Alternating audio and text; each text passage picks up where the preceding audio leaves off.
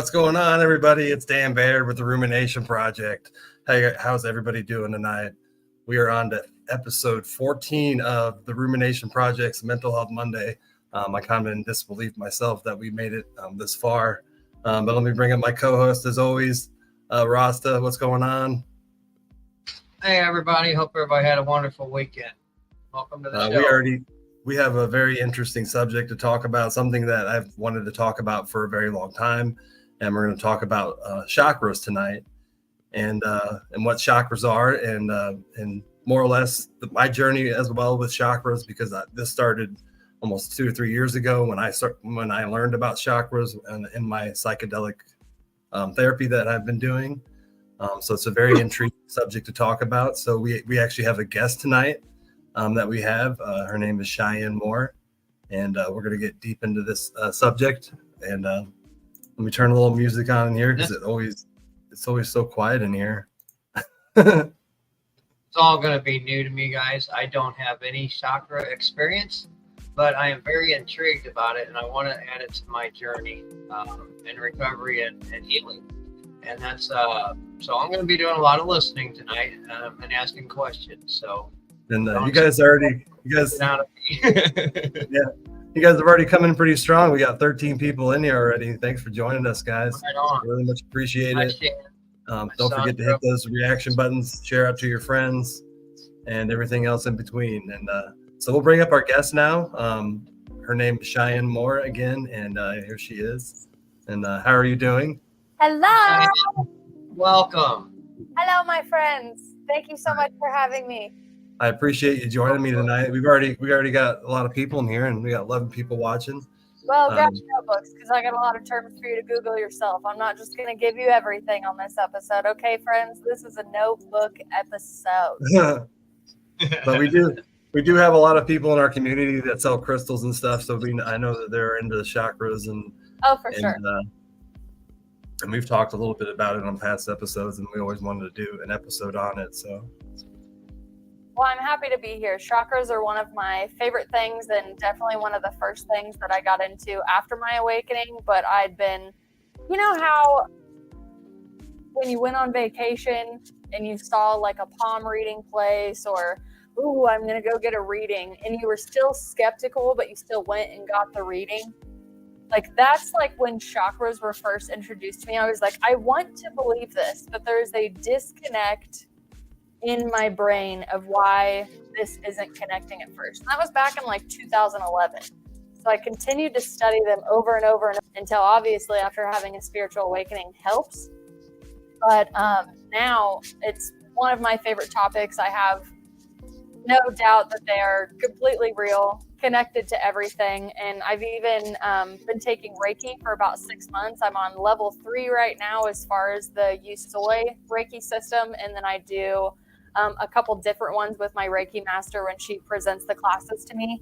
So a lot of this came from a lot of material as far as like Cindy Dale. She's one of my favorite people to talk to about subtle energy. And then I really do want to credit my Reiki master, Jennifer, with intertwining real life and metaphysical life for me, because one of our first classes was intertwining PTSD and chakras. So that was pretty powerful to me, because this isn't always just about like metaphysics. This really is about healing your mental health and healing your body. And even understanding affirmations. Like you can say affirmations all you want, but if you're not connecting with intention or even on the right frequency from a receiver standpoint, then you could give up on a tool that's really, really great for you. So I'm glad that we're starting with just chakras, even though I could go all the way to like universal consciousness. So like if I go too far, please bring me back, because this is one of my favorite topics. Can you tell everybody where you're located at? I think if everybody wants to know. I am located in this is my studio, my podcast studio. It's also my living room, so I call it Shyland Studios, but I live in Wichita, Kansas.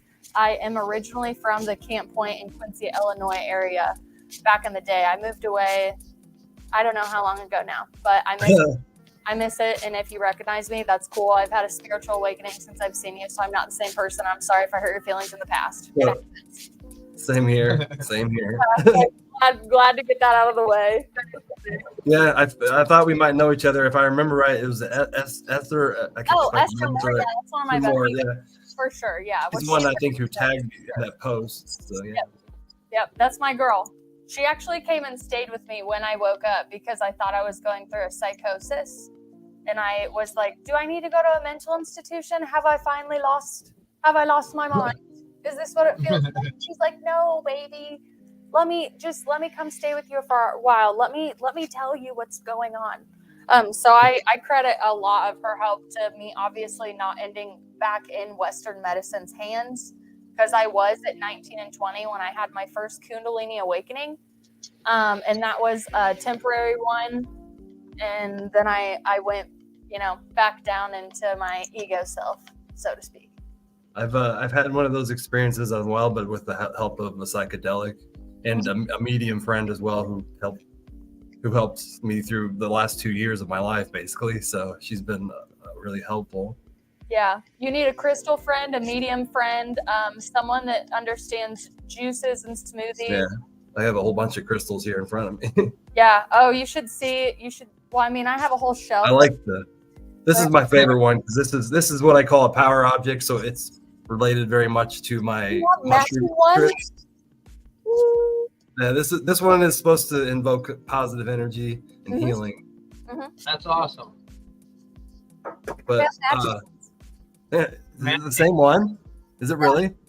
It's hard for me to tell. I think you got a line through yours, but I have a copper. Oh, I love that. Yes, I have the gram on top. You have my tattoo on yours. My mom probably bought this in Quincy. This was my Christmas present last year, and she looked at me and she was like, "I see you," and I was like, "Yes." I refer to it as a power object too, because then when you do mushroom trips, objects can have effect on you even when you're not in the experience. So when I look at this, I'm reminded of the healing I've done. So it's a power object to me, as well as a crystal. When was that spiral? Is that spiral a sacred geometry? Technically, I mean, yes, it's going to be categorized as sacred geometry. I know about that stuff. I'm just asking. Yeah, what I've noticed from a lot of my studies, it's the most ancient symbol to correlate to consciousness and just how we continuously go in and go out. And then it's also like one of my favorite like Maynard Toole lyrics ever, where he just explains the evolution of the soul through one symbol. So consciousness always is with me. We got 23 people in here already. I just wanted to remind people that we have a giveaway as well, and that is the hashtag. And it was funny that Cheyenne actually mentioned neuroregeneration before the show, because I actually sell a product up through my mushroom business that's lion's mane, and that's going to be the giveaway tonight. I'm going to give away a whole bottle of my lion's mane. So that is the hashtag if you guys want to enter into that. And I want to enter into it, and I'm a guest. Just so you go ahead. And I'll put this screen up here. I need to anybody out there for sure. But if you don't know how amazing lion's mane is, I mean, just get the hashtag, and Dan can teach you all about it. Yeah, and I educate people, because this is lion's mane is something that I've used in my own life to help with I have bipolar, so I use lion's mane and as well as CBD and CBG. And I've also got a couple other bipolar people who are now on that as well, and they have stopped taking their prescriptions as well. So this stuff is not it's really powerful stuff, and I don't think that science gives it enough credit, because you can watch YouTube videos about people who say whether or not it works or not, but I will tell you that it works. I've seen it work myself and dozens of people that I've sold this stuff to. So I also had a little 1-minute video I just wanted to play as well, that kind of explained lion's mane, because so I don't have to explain it all. But let me bring that up here. I'm excited. Lion's mane mushroom benefits. Support your brain health, boost your focus and memory, and improve your mood with this nootropic shroom. Brain health. Lion's mane mushroom stimulates nerve growth factor, NGF, and brain-derived neurotrophic factor, BDNF, which jumpstart the production of new cells, strengthen existing ones, and increase brain plasticity. Alleviates symptoms of neurodegenerative diseases. Lion's mane mushroom improves cognitive function, protects against the effects of Parkinson's and Alzheimer's, and reduces inflammation. It provides your body with antioxidants. Antioxidants help you make more BDNF and neutralize free radicals. Free radicals cause inflammation and damage to your brain cells. Improves mood and focus. Lion's mane mushroom reduces depression and anxiety. It promotes learning, memory, and attention. It also improves blood flow, which brings more oxygen to your noggin. How to take it. It tastes like fishy dirt, so it doesn't mix well with other foods or drinks. Instead, try it in capsule, extract, or powder form, but buyer beware. Make sure the company discloses how much active compound versus filler you're getting. Learn more at blog.bulletproof.com and subscribe. So that's what lion's mane does, and I will tell you that mine is no filler. It's 100% lion's mane mushroom that is crushed up into a powder. I buy it from a certified company that has buy it in wholesale, and then I produce it into capsules. So it's really good stuff. And I've had people who've bought multiple brands and said that mine seems to be best. So I'm glad to hear I've that. been taking it for about 3 months, and I can already, tell a big difference. I love my focus is better. My memory is slightly better. I have a brain injury, so it's hard to get that back normal. And less bouts of depression and anxiety. It's nice. Really been a good additive to my healthy recovery.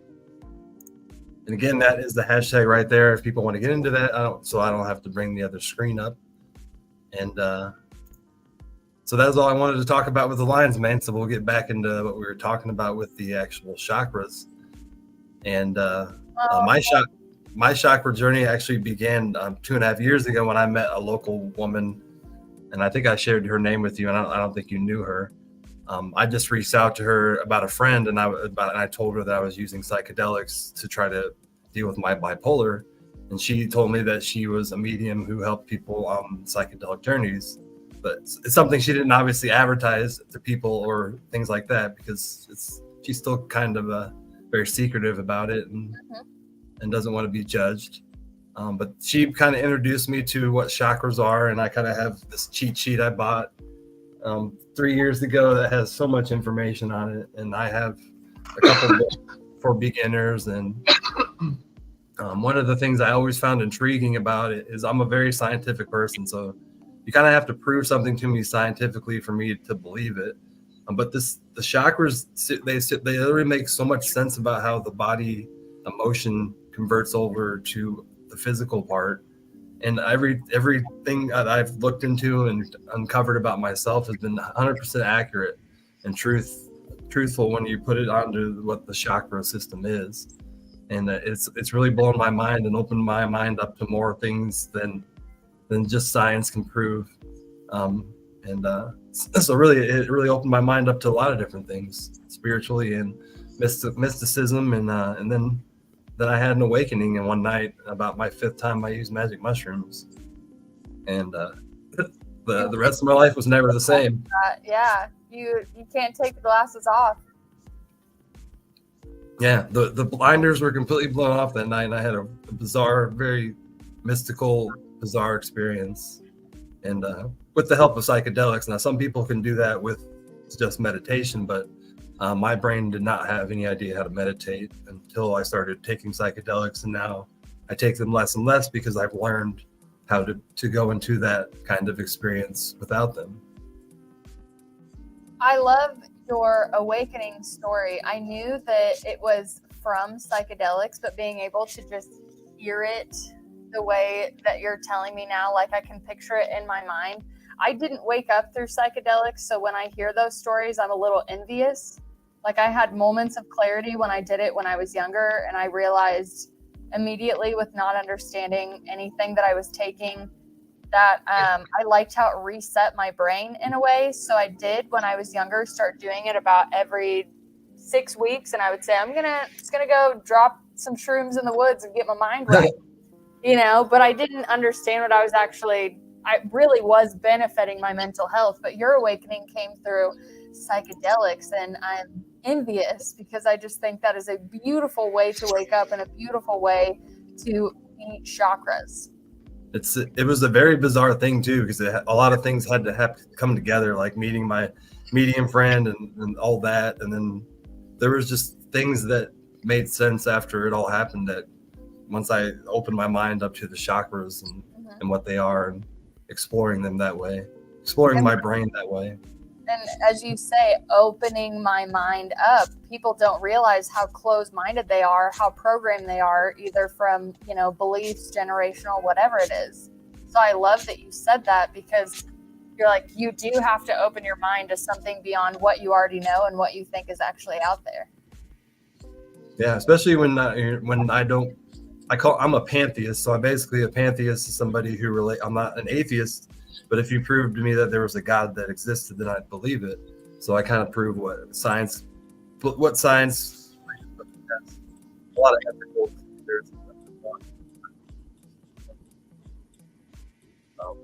Your hearing went, Dan. Oh, can you hear me? Now I Oh, yeah, can. there you go. Sometimes I get too far away from the mic. It's okay. I just know that you're speaking gold and I don't want to miss it. But I was talking that I'm a pantheist, and a pantheist is basically somebody who kind of believes in what science can prove. So if science proved there was a God, I would believe that. But it goes a lot deeper into ethical and other things as well than just religion.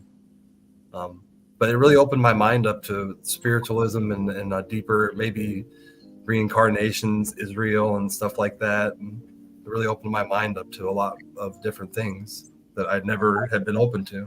I have a book for you. I have 2 books for you that I'm going to recommend, but I have one that I really think will help. I'm right where you are. I don't identify with the terminology, the pantheist. What'd you say? What'd you call it? Pantheon? Pantheist. Okay. I don't identify with that, but I understand why you are the way that you are, and I completely respect it. However, I'm super big on bridging spirit and science, because my first, oh shit, chakras are real moment was when I was introduced to biowell technology. Do you know what that is? I think so. Okay. So basically the scientist / doctor wanted to check people's energy bodies and everything about their body. They wanted to measure non-physical bodies during psychedelics. So they would measure people's bodies before and after their trip. And they were measuring meridian lines, levels in the liver, kidney, all this stuff. And you get a 30 to 50 page printout on your energetic bodies. And I'm sitting here in the midst of a awakening with this woman, and she pulls up this piece of paper, and it's my chakras in science format. And I go, are those real? Chakras are real. You can actually measure my chakras.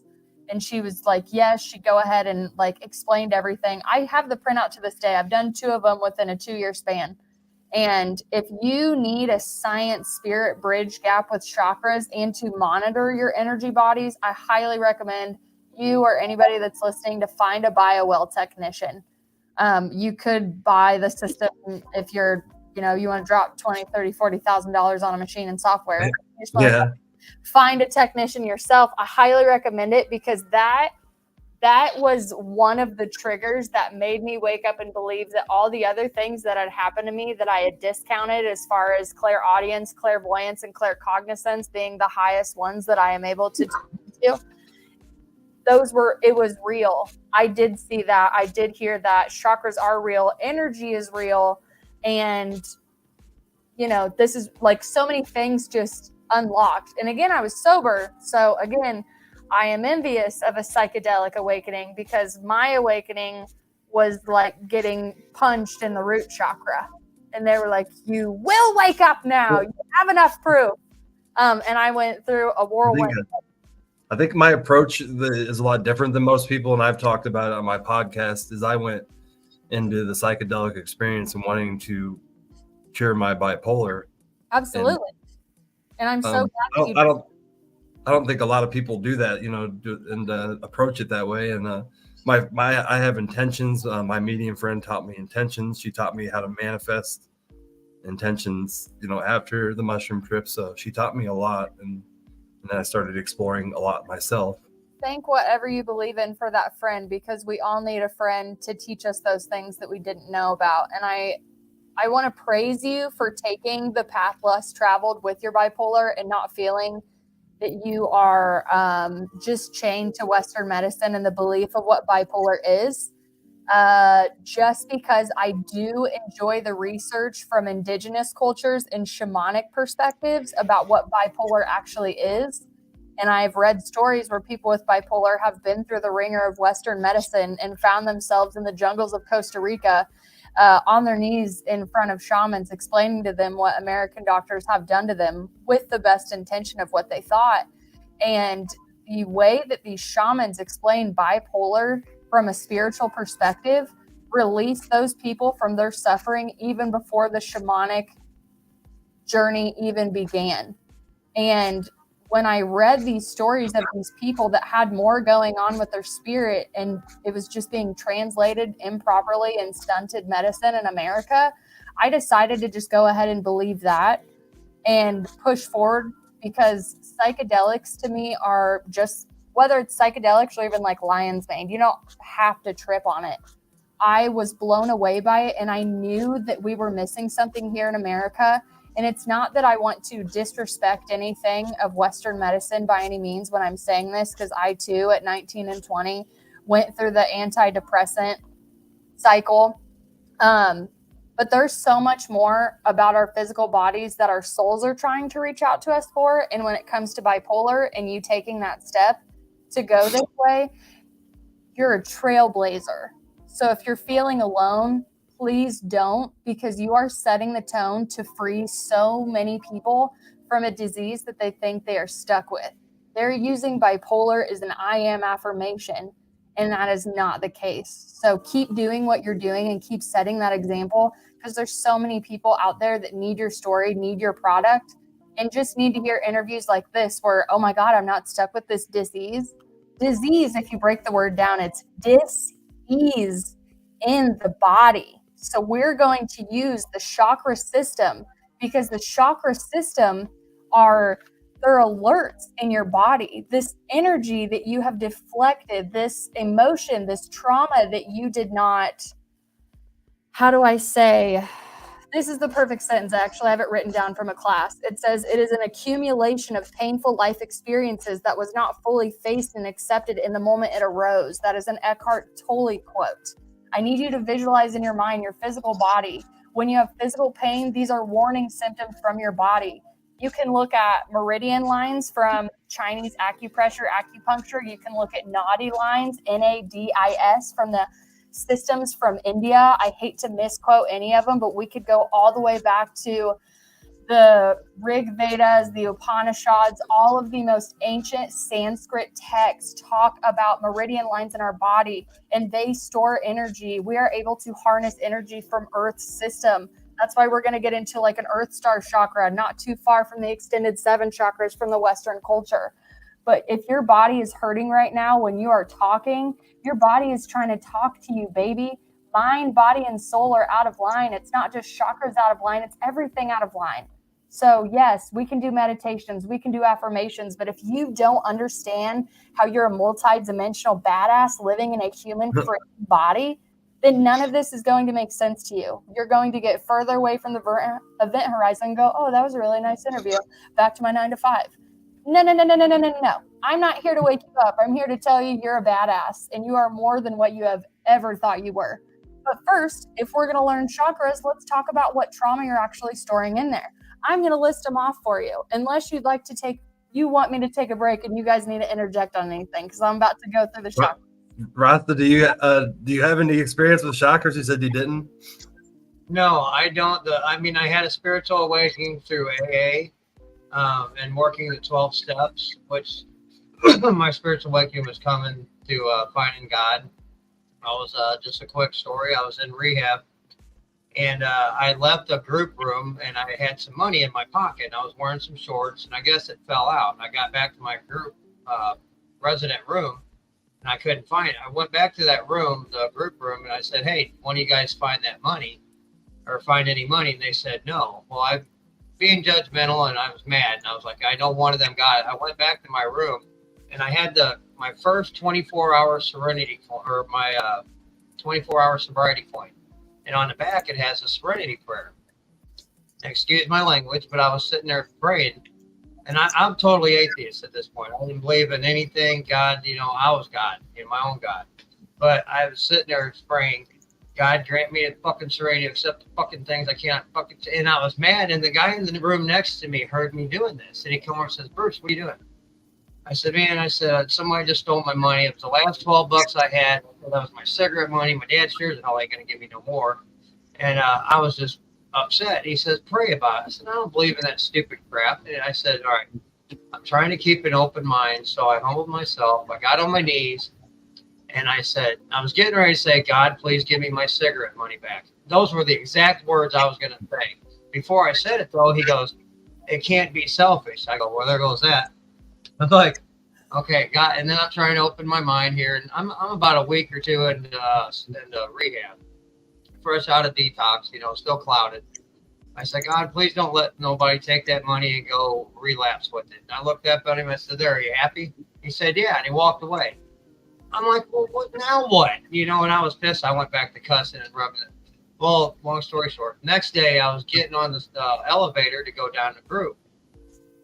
Well, one of them two guys that was standing in the room, the one I actually thought it was, because I kind of knew the other guy, he come up, pulled me off to the side, and he says, hey, Bruce, come here. He goes, man, here's that 12 bucks I found last night. He goes, something told me last night not to use with it. I looked up, I said, you got my attention, and I get chills. I got them right now. Every time I tell that story, I mean, you can probably see my arms, hairs hanging up, but that's whenever I knew there was something more that I had to do in life, and what I was doing was not it. And I continued on. Here I am 10 years later, and I'm still learning. And that's why, I'm intrigued to hear what Cheyenne has to say, because I want to know where to start. Yeah. We usually don't know a lot about our subjects, and I come in ignorant, and I kind of learn off YouTube videos and teach myself. So we kind of learn a lot ourselves when we do these episodes. And we've done a lot of interesting subjects. We've done a lot of all mental health related on Mental Health Mondays. So well, this I have is all of my notes pulled out. I mean, I will say I haven't had to look down at my notes thus far, and I'm very excited about that. But I also want to make sure that I present chakra information as respectfully as possible, respect where it come from, and I do want to highlight something before we get into chakras about the cigarette debacle and the going back and forth. And again, this is from my own direct experience, so do your own research. So the conversation that you were having right there between this habit, this is what I want, and this is what I know I want, like, this is a conversation between your ego and your soul. It could be the devil and the angel, or it could be God and the devil. So if you've ever listened to the right Christian say, the devil made me do it, you'll see there's no accountability in what that human did. They're always going to say some other spirit possessed them. The battle within us on a daily basis, from what I truly believe, is the battle between our higher self, which knows what we truly, truly need, want, and are here for to evolve on a soul level, and our ego, which we've evolved in our physical world and created from our personal reality or our personality. And I love that you brought that up, because just like I was telling you, I'm trying to get rid of this habit. I'm 3 days sober of vaping. I used to love smoking cigarettes, and vaping was just no big deal for me. And I picked it up the last 6 months randomly, not even really realizing how embedded it is in my life. And I had a battle with my ego about it. My ego wants to vape. She wants the flavors. She wants the human experience. But my higher self, which is also dictating and in control of this vessel, this body, that is my temple, I need to take care of. My ego doesn't give a shit about my body, just like yours does with those cigarettes. It does not care. But what I did find was a beautiful quote from a monk that I forget his name. And they said, peel the layers of your habits and find what's underneath. And I have been crying for 3 days because I have pain and anger that I was shoving down from vaping the last like 6 to 8 months, when like I'm in between wifehood, motherhood, spiritual awakening, creating my own business, and trying not to lose my mind. Okay, I picked up vaping. It's not the worst thing because I've done a lot worse things in my life, right? So I'm just like, it's okay. I'll pick it up. I'll set it down. But my ego wants to vape, and my higher self is going, no, baby. This isn't, if it doesn't evolve me, it doesn't involve me. And that's the cutthroat situation with soul evolution. So I love that you brought that up. I don't know if a lot of people understand how many battles we have in between our ego and our higher self every day, because you really aren't your thought.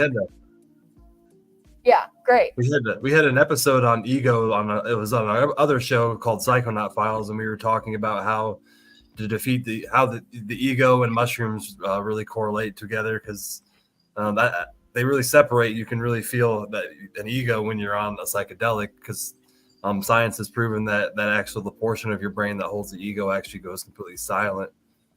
So you basically have a big battle with your ego when you're on a big mushroom trip or any kind of psychedelic, really. Oh, I love it. And I just have to say, someone cracked me up. Zach, you said, I stopped vaping when I always search for it like it was like Gollum did for his precious. Absolutely. I would wake up in the middle of the night and it'd be in my hand and I'm like, I hate you.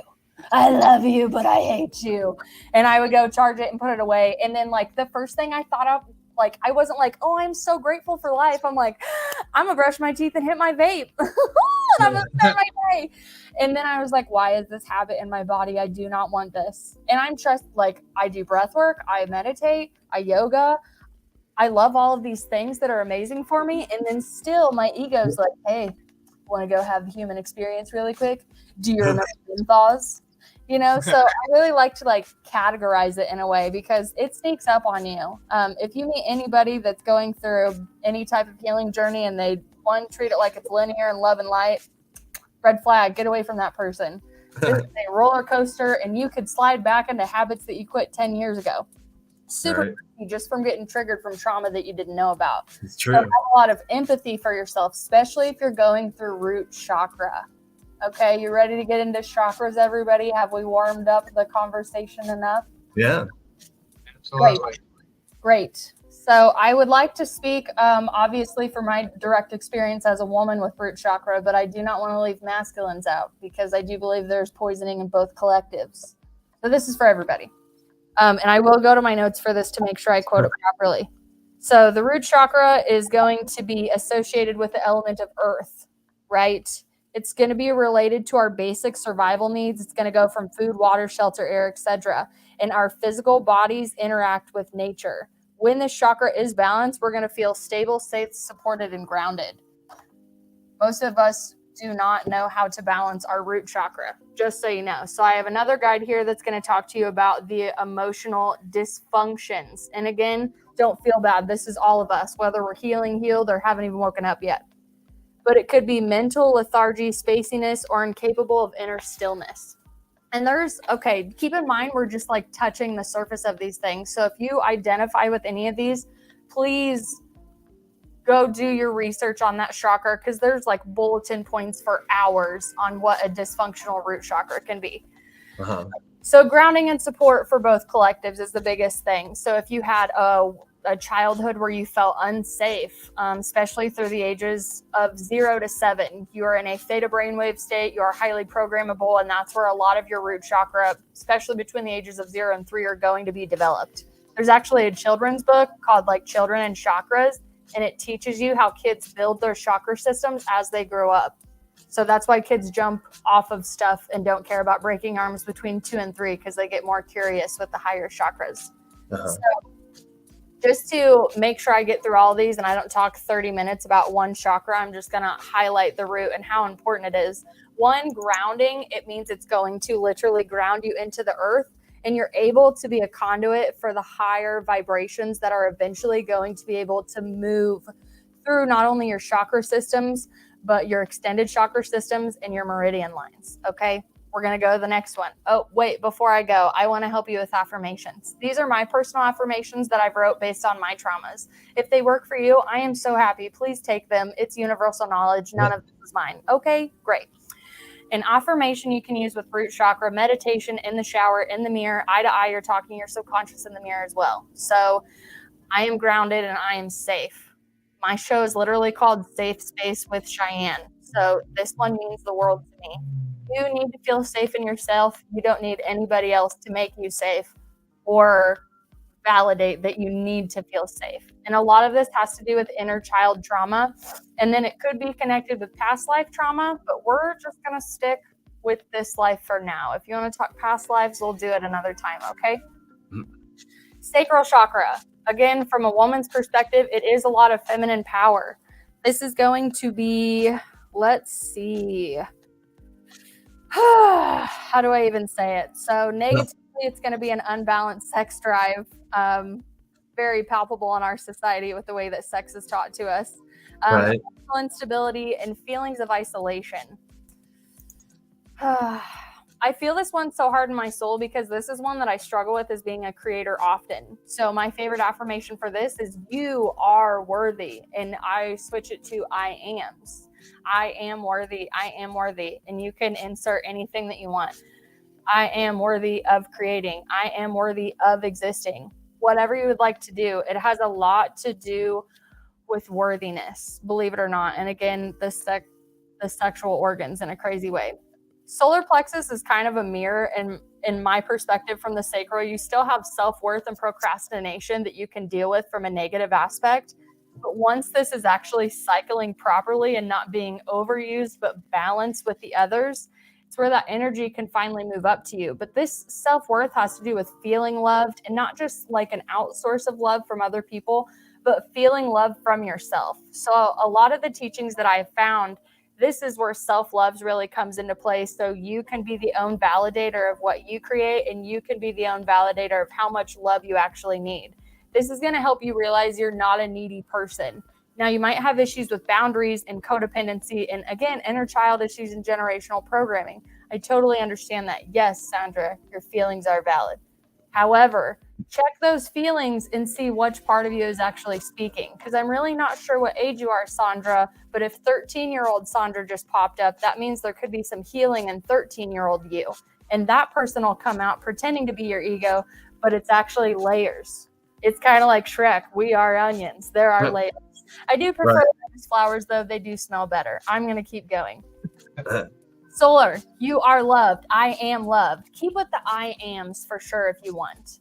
Heart chakra, my favorite, my absolute favorite. Honestly, in my opinion, if you want to read about the heart chakra in the Bible, just sing the song, This Little Light of Mine. That's what I think they're talking about is the heart chakra, because would it even matter if your root chakra was grounded, but your heart was closed? No, because your heart is going to be the receiver. It is. I know we talk about receiving energy from the crown, which is great. We'll get there and I'll show you how it all links up. But when your heart is magnified and open, you are in a balance of the masculine and feminine energies in your body, which, I mean, you can literally, we're talking frequency vibration, like abundance is a frequency, right? So you need to raise your vibration to receive. You will never be able to raise your vibration with a closed heart. If you can, I just really don't think it's possible. The reason I bring this up is because I do not only have an affirmation, which reverts, again, me personally, I reused I am safe in the heart chakra. And that's due to my specific trauma that I had with having, like, living with a broken heart for so many freaking years. So mine still is I am safe, and I am safe to feel everything. I am safe to feel happiness. I am safe to feel sadness. I am safe to feel full spectrum emotion. You're right. Life needs balance. I love you. Keep commenting. Moving up to the throat, I'm going to go back to the heart for a minute, but I want to finish this for a reason. The throat chakra is I am safe to speak. Now, the reason I brought up the vulnerability of quitting vaping 3 days ago is because all of the traumas I've ever had and all of the vices I've ever had have been continuously connected to my throat chakra. So I am safe to speak. I am safe to be heard. I'm not going to get hit if I say something someone doesn't like. Big part of trauma. And I don't want to just say it with women that have been in the wrong relationships or anything. Like, men can be abused too. Okay, it's a thing. But that's going to be worse on a man's throat chakra, because what man would ever want to admit that his significant other slapped him across the face? Just say you hit a chakra of mine. Yeah. That made a lot of That's sense. the other thing, is when people talk about them, like, you can feel like you'll start getting like a groggy throat, or you'll be like, it comes up, and that's just your body again being like, hey, you have trauma here. But they're really nice about it. Eventually, if you don't listen, then that's when the chronic ailments come in, because apparently you wanted to live with it, right? You wanted to deny it. And again, we weren't taught all this stuff, so give yourself some grace for sure. We're going to move on. Oh, yes, throat chakra. Also, identifying your needs and being able to vocalize them to a partner, to a boss, anywhere in life, standing up for yourself with proper boundaries.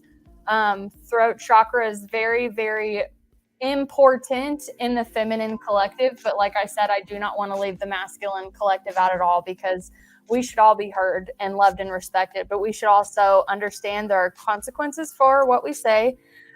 Words cast spells, and words are energies. So audit yourself and make sure there isn't that broken piece of your soul floating around the ether trying to be that voice of reason for you. And I'll get into soul recuperation in a minute.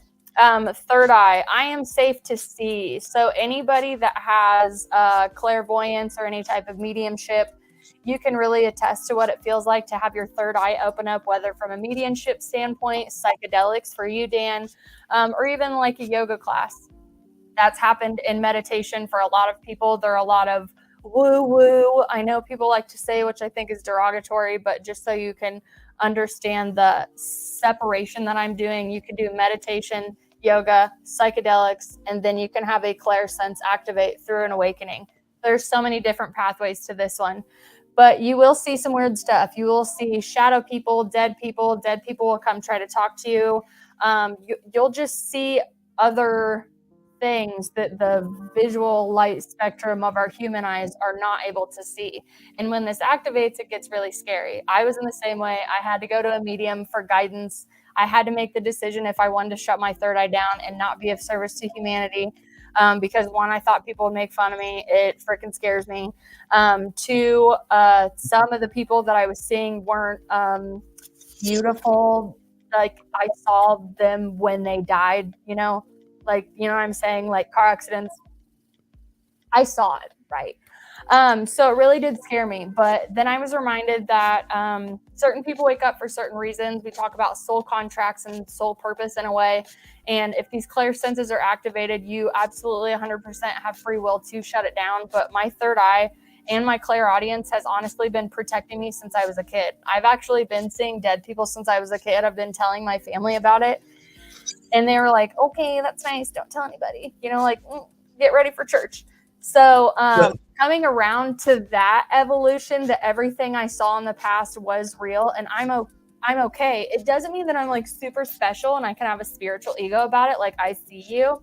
But the craziest thing about a third eye opening up is you actually see the intentions that people around you have for you, people that you deeply, deeply love and would do anything for. You find out, one, that maybe they don't love you as much and they don't have the right intentions for you. And this is where you start auditing the family and the friends in your life. This is where your vibe increases, and you have to mourn your past self, the people you thought that were going to be in your life, and the friends that you thought that were going to be there for you through your journey. So this one is a very hot topic for me to talk about, because again, you have to sync it with the crown, because the crown is going to be the auditor for the visions, and your spirit team is connected to your crown. That's the one that's going to link up. That, and then one called a soul star chakra, which that is linked to past lives and Akashic records. Again, Google it for me. I know what that is. So third eye is I am safe to see. Now, not just the reality, to face the reality that you have to do, but you're also safe to see the veils beyond. But I need you to understand that the crown and the third eye need to work together. If you have an overactive third eye and an ungrounded root chakra, and you have a closed crown, it is called an infiltration system in your vibration. And that is where stories of demonic possession come in to scare people. That is where lower vibrational entities, lower choices can actually come into play in your daily life. And it could be something as simple as, I need $20 for those cigarettes I'm not going to smoke. That could still be considered a low vibrational infiltration because your energy's out of balance and you're seeking a vice in your physical world to make up for the energy you're lacking in that specific energy center, right? Isn't that crazy? All of this goes together. So Yeah. crown chakra, I am safe to connect. Why are you safe to connect? No matter what your belief is, please don't knock me for mine, but I do believe we all come from the same place. And I just call it unconditional love. I know most people call it God, but I do not subscribe to the Christian religion of what God is. I do not believe a man with a super cool beard and a super cool cape is in the sky, although I did when I was younger, and I was really excited to go back to him. Really excited. Like, I would go to bed at night and be like, please don't wake me up. Please take me, Lord. I'm ready to come home. Now that I've done further research and further healing, I truly do believe that we all do come from the same place, whether you want to call it universal consciousness or like whatever. There's a ball in the sky of energy that our human brains are only going to be able to think about, right? But I need you to visualize this so you can understand the connection of the crown before we link all of the chakras up. So the crown up here, as soon as it links up, just think of it like shooting energy out, and that is coming down. This is your spirit team. This is your life guide. This is what people, you say, could call your guardian angels, like past loved ones, just so you know they can join on your spirit team. I know it's a big term for any beginner out there, but it's the absolute truth. I had 2 friends pass away. I went to a medium that I fully trusted to see.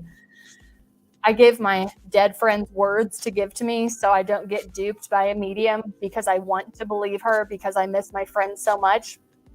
And without skipping a beat, she will always say the word that comes from the friends. So I've had 2 friends pass away in the 5 years that really devastated my heart space, and they are on my spirit team, which I find amazing because I talk to them when I feel like I'm low, and I talk to them when I feel like everything is disconnected. Now, this is a self-auditing practice with chakras. This is a lot of information. One, I'm sorry it's not as beginner as I'd like it to be, but please know and hope that you can go back and listen to this interview again. I want to keep it because I really enjoy it as well. Yep. But I just want to give you some safeguards for what everyone calls like spirituality or anything like that.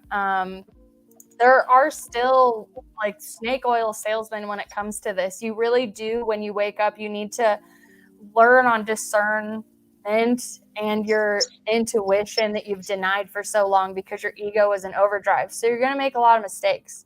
My third eye was overactive all the time, and my root chakra is completely detached, but my self-worth was on freaking fire because like I was seeing other things and dimensions that people on earth are still like, that doesn't exist.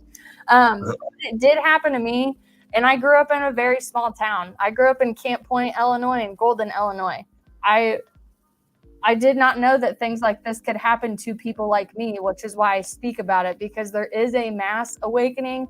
There is an expansion of human consciousness, and chakras are one modality that you can use to understand one of the plethora of energy bodies that we have around us. If I had time, I would show you diagrams for days, but I don't. So what I'm going to humbly tell you, because again, this is all universal knowledge that I am completely honored to say to all of you, but it is not without a bunch of research and a bunch of, oh my gosh, moments. And thanks to the people and the trailblazers before me, they were able to make guides for people like you and I that are waking up. So for any skeptics out there that really, really need help with the spirit science gap, this is called the subtle body. I do TikToks on these all the time just so people will go buy the book. It's called an encyclopedia of your energetic anatomy. Not only is it going to go through all of the research, it's going to link up the endocrine system with your chakras. It's going to go, there's in this book. I mean, I don't even have time to go through all of it. But if you're in that point where you really want to understand energy, you're not really ready to go take Reiki, you just want to understand energy more, that book intertwines your physical body with chakras on a whole other level that will make you feel so much better about where you are in life. And I know you have your cheat sheet there, so I wanted to show you a couple of cheat sheets I've had too. This one, and it goes through all the chakras. I did these for my audits. I absolutely love reflexology. I actually learned it when I had a nail salon in Beardstown, Illinois, way back in the day. Jeez. And I live near Taylorville. I don't know if you know where that's at. I do know where Taylorville is, but is that Missouri? That's not Missouri, Taylorville. Near Springfield. Just south of Near Springfield. Okay, I thought we were about to talk about 18-wheeler all of a sudden. No, okay. that's Taylor.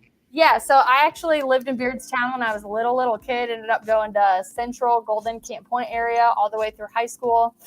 So, I mean, if you're around that area, you know all those places. And my family had businesses in Beardstown, so it was really, really nice. Great watermelon area. Okay, so thank you, Facebook user. You're right. The living can also feel other energies. That is empath. And Cindy Dale had another book. I'm pretty sure it's called Raise Your Clair Senses.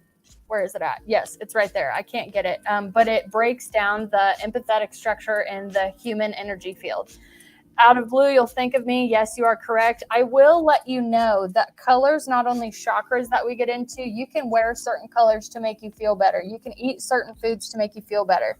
If you want to Google more, it's called color therapy through food and through clothing. There are a bunch of people that can pay a lot more money than me to talk about it, but I'll be happy to give you some snippets. If you're working on your root chakra, eat all red food. Simple as that. You can put that. You can drink cranberry juice all the time, I guess, but all red food and red clothes, natural fibers, of course. I am a survivor of suicide ideation and false attempts multiple times in my life. I have got it under control to the point that I understand that the ideation is a trigger, that I'm walking the wrong way and I have to audit and like redo my systems.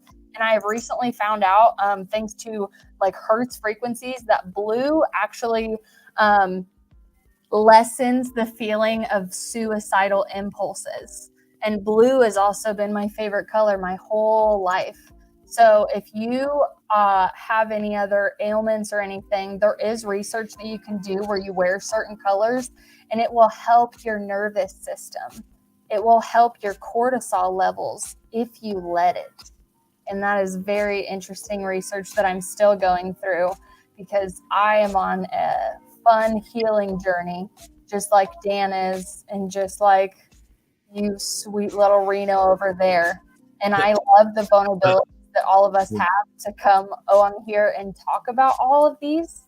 But there are so many different modalities that I have found and experienced in like 4 years that after I experienced BioWell and understood chakras, and obviously like I felt like I was able to speak again, I'm like, people have to know what's going on.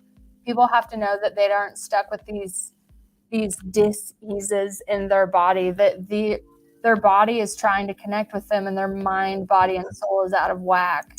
So yes, this is one modality to get you there, but I am telling you, I'm an empath too. I love you. I see you. I feel you. There are ways to protect yourself. You aren't stuck, and you are called here for a greater mission than just being in the physical realm and working a 9 to 5 and wondering what you're really doing here. Yeah, definitely feel that. Yeah. Did you mean to call him? We actually call him Rhino. I think you called him Reno. Did I call you Reno? It's okay. It was funny. Name. I'm just kidding, Reno. One of the users pointed it out. That is so funny. Rhino, Rhino. Oh my gosh. I'm sorry. I've been called afterwards. Oh, that's all right. Yeah. But I was. I feel you, Facebook user. I hate that I don't know your name, but it's fine. I love that you work with colors and crystals. That's Rose Thorne. She's actually she's the one in the community who sells crystals and stuff is in the chakras. So you understand that they're beautiful amplifiers for your already amazing multi-dimensional energy bodies. You know. Yeah. Yes. Oh no, I think I started a name trend.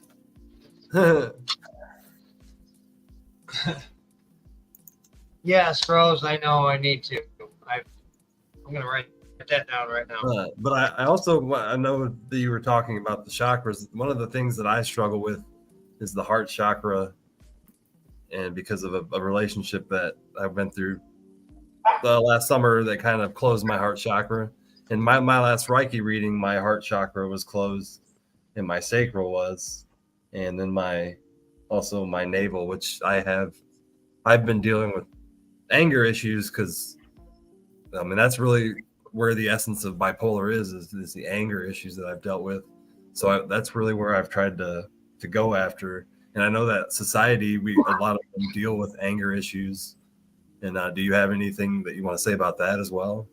Yes, I would first like to say thank you for sharing that vulnerability with me, because a lot of people on the healing journey would still like to hide anger issues that they have coming up.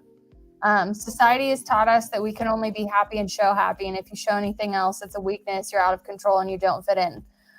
So the trailblazers that are talking about dealing with their anger in appropriate ways, channeling their energy properly, we are moving towards a full spectrum society or world, whatever you would like to call it.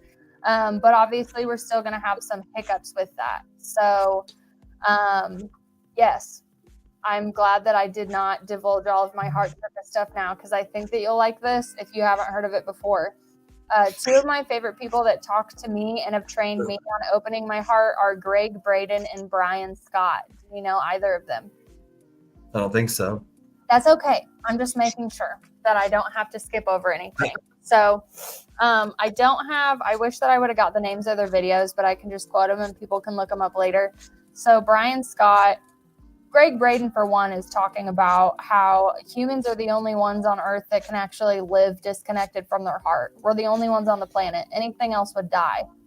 Isn't that amazing and creepy at the same time? Like when you think of how many people are disconnected from their hearts. Obviously, we could go into the trauma conversation, like this happened to you, this is why your heart's closed off. But your mind and your heart are going to be out of balance. And if your mind and heart are out of balance, it doesn't really matter how many times you tell your heart to like open, because it doesn't really work like that. The same neurons that are in your brain are in your heart. So the thing that he told us is that we're trying to get to 0.1 hertz, or the neutrality and the balance. And you can look up brain waves for that, or even like the balancing of the left and right hemispheres of your brain, or even the masculine and feminine energy bodies, which we could get into sync. But he just said it's as simple as 6 breaths in and 6 breaths out. And for me, I started with that and it was great. And then I had some ridiculous traumas come up that I didn't even identify as traumas. It's just like, oh, people have it worse off than me. So there's a tapping technique that I actually have to do when I meditate now. And it's take a collarbone and I breathe 6 seconds in and 6 seconds out.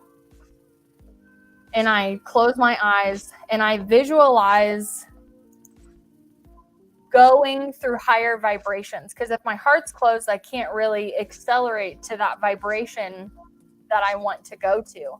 So wherever you are in public, I don't really want to make it a thing where like you have to sit down and meditate to do this. Go to the restroom really quick and remind yourself, like look in the mirror and remind yourself of like who you are, that you are loved, that you are worthy, that you are enough, whatever you need to do. And when you breathe in, you can tap. This is going to be regulating your nervous system, but that 6 breaths in and 6 breaths out is going to connect your heart and your brain to work together. You're going to have to work at it. It is neuroplasticity that you build up to continue those pathways, but it is a really good way to snap yourself back into the present moment. Now, if you are sitting down for meditation and you would like to continuously work on it, 4-box breath breathing, if you need trained on it, Brian Scott has it on his YouTube channel.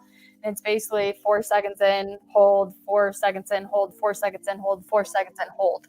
But they explain it better to me because I know they have more time for it.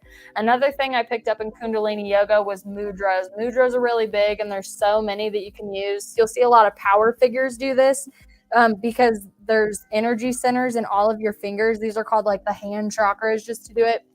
But you're actually moving stuff. So I want you guys to be able to see this. So as you can see my heart, when you're putting your hands on your thumbs like this and you're pushing it into your energy center, this is where we're about to do like a namaste pose for anybody who understands yoga, but you're actually pushing energy centers into the neurons in your heart. You're activating your heart centers and you're pushing it out to your body and going out into your hands. So if you need to recenter yourself, I used to do it by feeling my heartbeat, and I would go, I'm alive, I'm alive, I'm alive, stay alive, stay alive, stay alive. And then you can even take them and you can put them on your third eye, which that's actually an ancient technique. The reason I bring up mudras is because they are extremely powerful and they are so easy to fit in your day-to-day life. The one that talks about unconditional love, connecting you back to consciousness, is where you place your hand over your heart. This is, again, Kundalini Yoga. You take your fingers like this, straight up, and then you have to push your arm back, and it's going to push your back up, kind of like you're doing fish pose, again, if you speak yoga terms.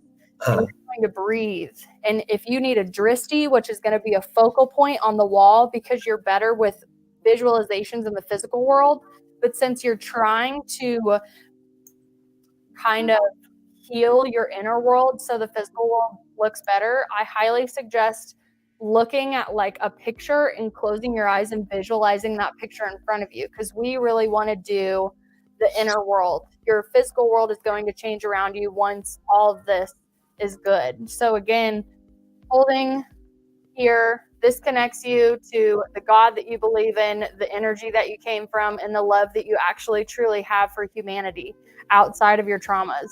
All of us are little kids that want to play in the sandbox with all of our friends, no matter what the hell you look like, no matter what the hell you sound like, no matter what the hell you're wearing. But we all got away from that a long time ago. So if you take anything tonight and write it in a notebook, I want you to ask yourself, who was I before the world got to me? Because that was my guide back to myself, not just the spiritual awakening, not just learning chakras, not just going through breath work and all of those other things. I remembered all the things I loved before the world got me, and those are all the things that I actually am doing now. And it's absolutely terrifying, might I add. Absolutely terrifying being your authentic self. Right. This pose right here, I dedicate it to you, Dan, because I know what it feels like to continuously have your heart chakra closed, but with the monumental example you are for bipolar and the new world of mushrooms, which is already $1 billion industry and will be $1 trillion industry in less than 5 years. Right. You are a trailblazer, and in order to receive all the things in your head that I know you want to receive, you have to have an open heart chakra. It's very important. And I say that to you as a reminder to me too, because I have all my big dreams that I want to do. I have so many people that I want to talk to and plant seeds with and love and nurture and just let them know you are so seen and you are so loved. But I also have to keep my heart open too. And it's easy to do it. It's easy to close it down. It really, really is. So I want to make sure that you hear that. I see you and I honor you. And it's absolutely possible. Well, I know it's a touchy subject because you almost made me cry, and it's something that I've worked on. But I met a twin flame, and I'm sure you know what that is. I literally just did a twin flame interview 2 years ago, and it was. And I haven't talked to her for a year now, so it's been kind of hard on me, and it's definitely closed my heart chakra. So, what do you identify with?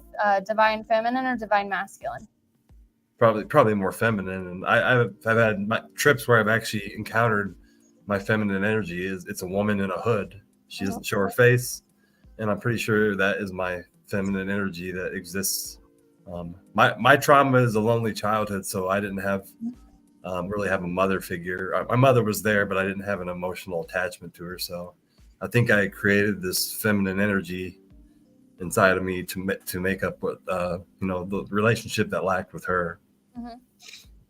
So I will say again, I do have activated clairaudience, clairvoyance, and claircognizance, and I use those sparingly and honorably. I used to do shows, but too many people weren't doing the work and just asking for a tarot reading, but never really integrating it to their life. So I put it back in my Mary Poppins bag and decided to continue to study everything else. But also the way that I talk tonight is me being in complete alignment with my higher self. And I have stage fright, believe it or not, but I pray before I go on any interview, and I ask my intuition to please pull up all of the knowledge that I have, and I'm able to help people. So bringing up twin flames is really big because it talks about the divine masculine, divine feminine collective, and we can talk about physical human beings, but we're also talking about energy polarities in our bodies. So the hemisphere of your brain, the left hemisphere of your brain is masculine, the right hemisphere of your brain is feminine. And then contralaterally, you're going to switch them for the sides of your body. Okay. The feminine that's being brought up in your shrooms trip could absolutely be what you think it is. But what I've noticed from a lot of masculines that I've had trip stories with, it's their own feminine calling out to them. And twin flames are an extremely amazing catalyst for a spiritual awakening or a Kundalini activation. There are monadic twins, there are catalyst twins, there are twins that are meant to be in union in this lifetime. And there are others who love each other so much they come in to trigger all of the healing wounds in each other. I would like to let everybody know, not everybody has a twin flame. There is rhetoric out there that says it, and that is not the case. If you have found a twin flame, congratulations, you're on a journey of your lifetime.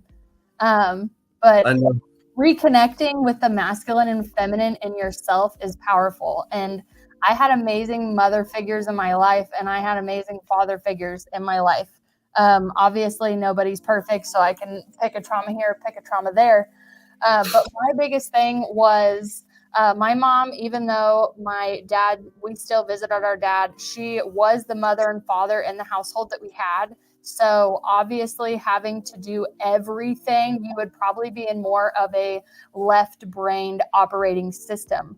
And since the feminine is the creative side, that's why a lot of people like smoking pot, honestly. Like, let's talk about this really quick. So the left brain is like the bodyguard of the brain.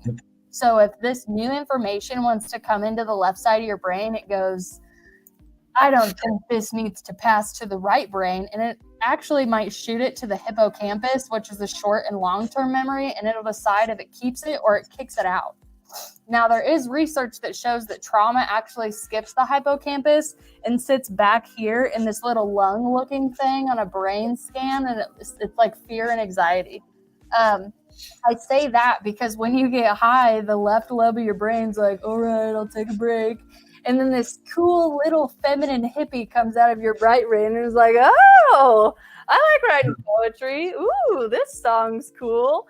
And like you're honestly who you want to be, but it's not weed that makes it. It's the chemical reaction of the left lobe being stunned and the right brain actually having activity. So what I would recommend to you, since you understand the polarities of masculine and feminine, is a hemi-sync meditation. It's not going to happen immediately, but it actually does help your brains work. So I think it's called like corpus callosum or something like that. It's a thing that divides your brain.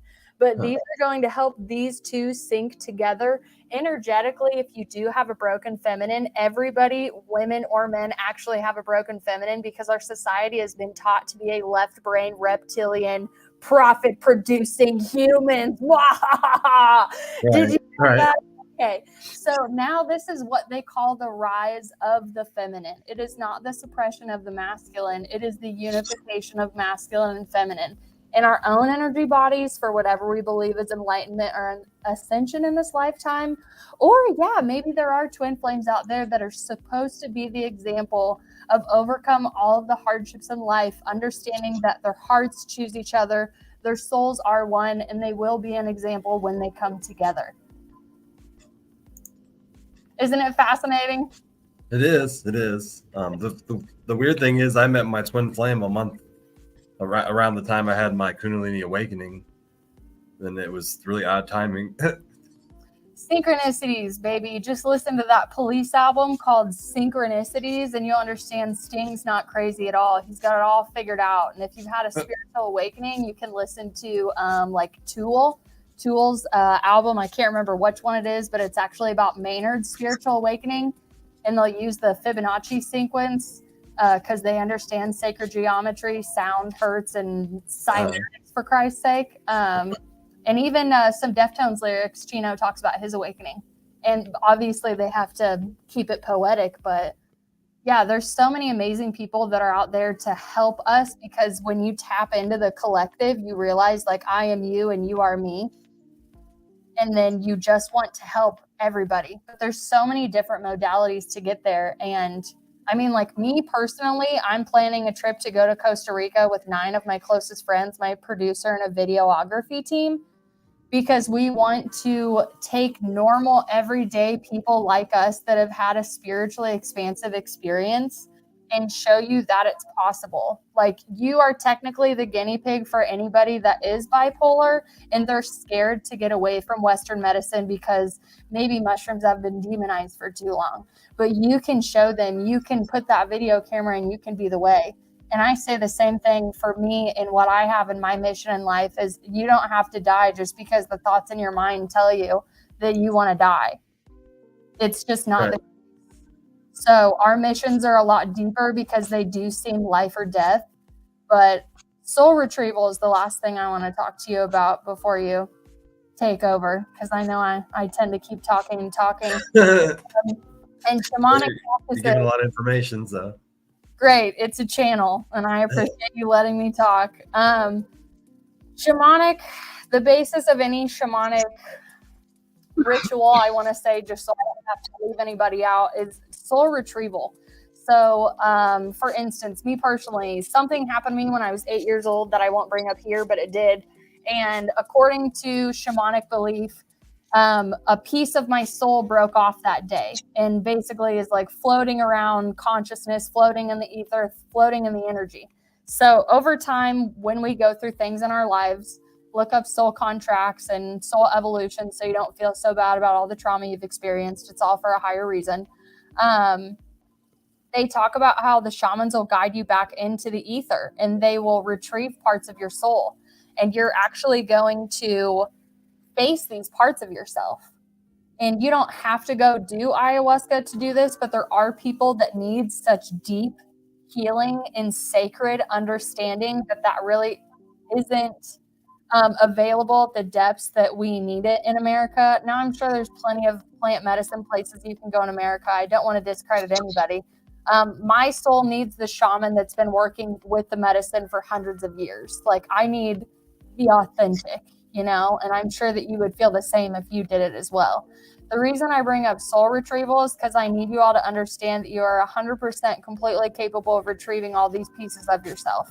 You are not lost. You are just here. And there are pieces of you that aren't gone. They could be retrieved through different modalities. Fun stuff. It isn't over until you're dead. And then when you're dead, well, it's okay. It was just one piece of your oversoul. Calm down. Your ego is attached to your name and your identity. But your soul, there's so much more to go than just this physical realm. It's funny you That's say relieving. shaman. Very relieving to hear. Because I had this book, I bought this a couple of years ago, and I'm into shamanism. My medium actually tells me that I'm a reincarnated shaman. I don't know whether I ever believe that, but she tells me that all the time.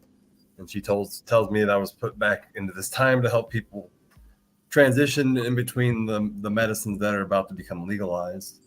And Yeah. it is odd that here I am in the middle of this. People don't realize we're in the middle of this transition in society and mankind. We're about to legalize two substances, marijuana and psychedelics, and the next couple of years. So it's going to be a very interesting time in human history, you know. Oh, there's a mass awakening. And I mean, obviously things have to be shooken up, and I guess like false things will fall. But I do find it funny that holistic medicine, you know, it's been here from the beginning. It was just when the synthetic and like oil-based medicines came into play that they knew they were competing with literally the Mother Earth market. So it was just propaganda that pushed us away from our natural state. It's propaganda that pushed us into all of these companies and all these corporations. So if you're feeling like duped, don't feel duped, because we all trusted them. We all believed them. If the government were my boyfriend right now, I'd be in like a recovery center, you know? And you have to think about that with any of the companies. Like, take your money and give it to the right business. If you want mushrooms, go to this guy. He's a small business. He knows his stuff. He's passionate about it. And he's going to take time out of your day to listen to your story, listen to your feelings. And his intuition is going to guide you along with his education on it to give you the best damn product. You're not going to find that at Walmart. You're not even going to find that even if you went to a Whole Foods. We're all missing connection in our businesses. And this guy is going to take the time to help you because he understands. That's a good buy. Go that way. And apply that to everything else that you do. Go look in your soaps. See what's in your soap. That shit is dragging your vibe down. Did I mention, along with chakra talk, you can do all the chakra work you want in your life, but if you keep dumping poison after poison in your body, it's going to lower your vibration on purpose. Do your research on all of your products. Have a good freaking time freaking out and realizing you can't trust any of the pretty advertisements that are out there.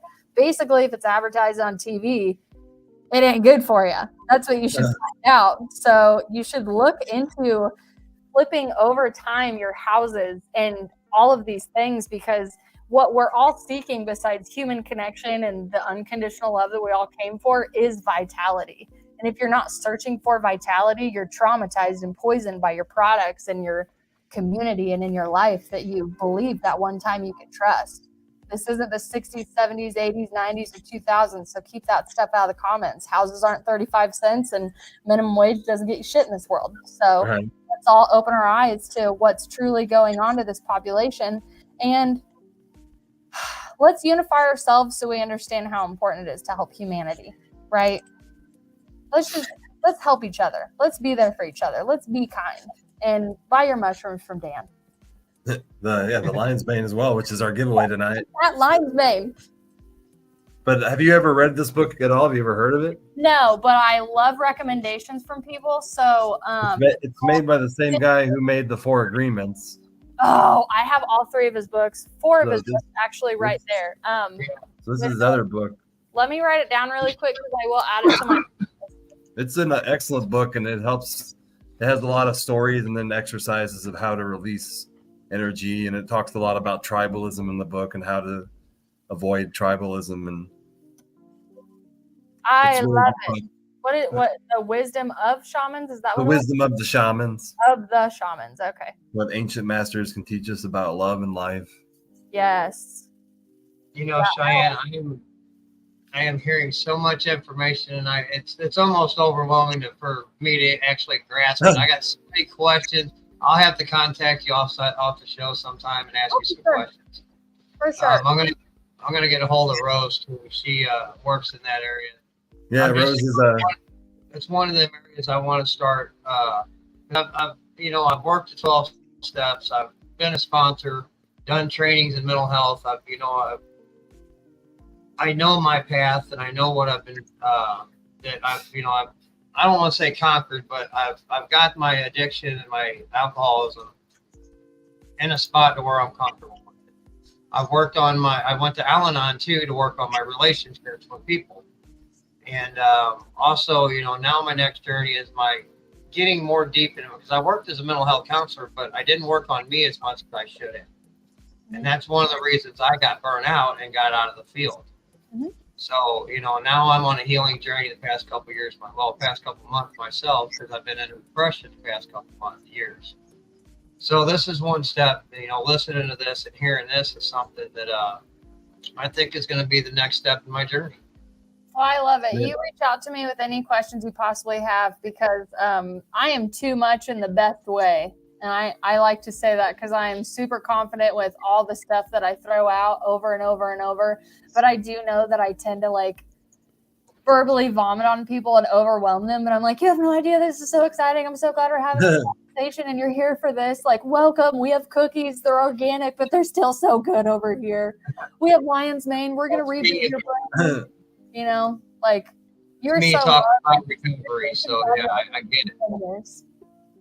But we have a community over here, as you can see. A lot of the people who comment join us every week. We have 20 people watching us right now, and so it's a kind of a community here. In the Misfit Island community that we have is really where a lot of these people. Well, we got people all over tonight. Oh, we got two people joining us from you too.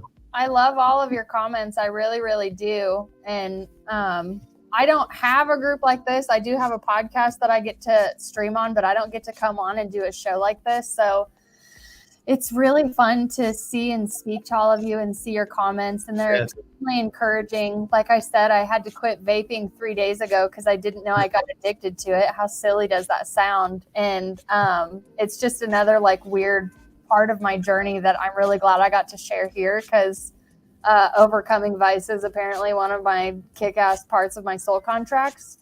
Speaking my truth, thank you, is very hard. I grew up in a family where, no offense to them at all, but obviously having a kid that sees dead people isn't really like what you take to church. So, I've definitely had my own journey with coming home to myself and being able to speak, and I still have my days where I mess up, but this community is amazing. I'm honestly like jealous in the kindest way that I don't get to do this with you.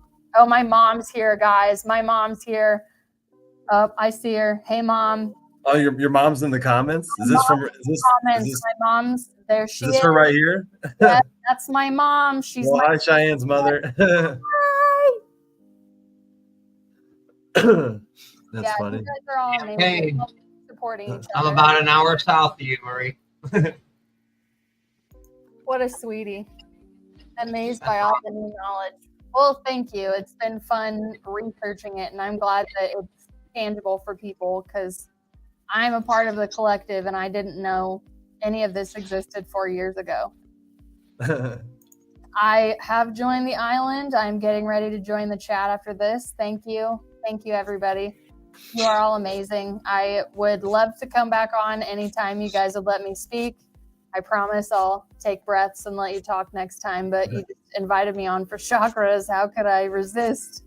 Yeah, you're full of a lot of information. I love how you interact with, or you know how these things interact with different portions of the brain, because my younger self, if I would go back in time, I would have gotten into neuroscience. I'm fascinated with it now. Me too. I've studied. It's magic mushrooms and what made me more fascinated, because I dove into my own brain, and our brains are just fascinating. We're all fascinating human beings with these complex brains. We're all amazing, and I mean, our physical bodies are amazing, and like studying the anatomy of a male body and a female body is extremely empowering. And the brain, yes, we are so much more powerful than what we have ever been taught. And I'm exactly like you. If somebody offered me a time machine, they said I could go back and I could pick the grade and I could like start over in a way. I boldly say no, because this is who I am today, right? And I'm happy that I've conquered all those. But nobody's ever walked up to me with a time machine to see if I actually mean that. Because what if I could go back and I actually found what I want to do and what I want to study, and I do go back and I get into the college that I wanted to get into and I study the things that I wanted to get into, I wonder who that Cheyenne would be. But maybe we should just do an episode on parallel worlds next and Dr. Strange, because there's more than just us out here, I'm sure. But yeah, the brain fascinates me. The body fascinates me. The energy bodies fascinate me. I think I'll just continue to study and take courses. Even the interview I did today, we talked about how we've all been taught like sex wrong, and how the sexual energies are honestly the most palpable and powerful next to the heart chakra. So right. We did energetic takes on what celibacy actually should be, just because that's not freaking cool in society to be celibate. It's always linked to religion, but there's a clarity that celibacy can give you, and the healing that can come from celibacy is something that I didn't know existed until I tried it myself. And I will probably, honestly, after I'm done with my yoga certifications, I'll take a break, and then I'm actually going to dive into like sex coach curriculums and more yoga and more Kundalini, and who knows, but yeah. I'm just as fascinated as you. And are you in Quincy? Me? Yeah. Yeah. Okay. Well, I might be back there next month. I'm really hoping to make a trip back, but I gotta come see you in person and check out these mushrooms, man. Maybe we could do some Reiki on you, bud. That'd be fun. Yeah. I had some done. My medium did it about 8 months ago. And she basically told me everything that I knew, but it was, my heart chakra and dealing with heartbreak, and I need to open it or open her. She basically said I have to open or close that door with her in order to open my heart chakra.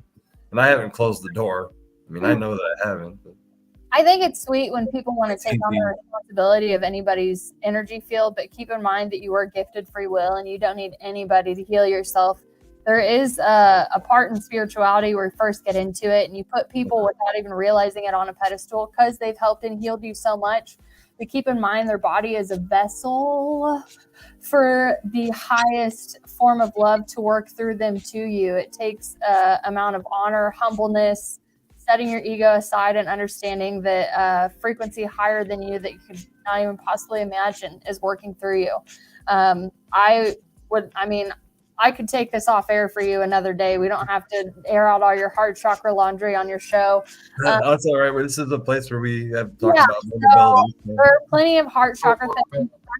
Work with any Reiki practitioner you want, but some, just because they study Reiki doesn't mean that they're all going to line up for you. And I've found that not from like a negative thing, but like the frequency isn't right. This person works better, this person. And the people that I get rid of immediately are the ones that feel like they're a gatekeeper and like I need them to activate something in me.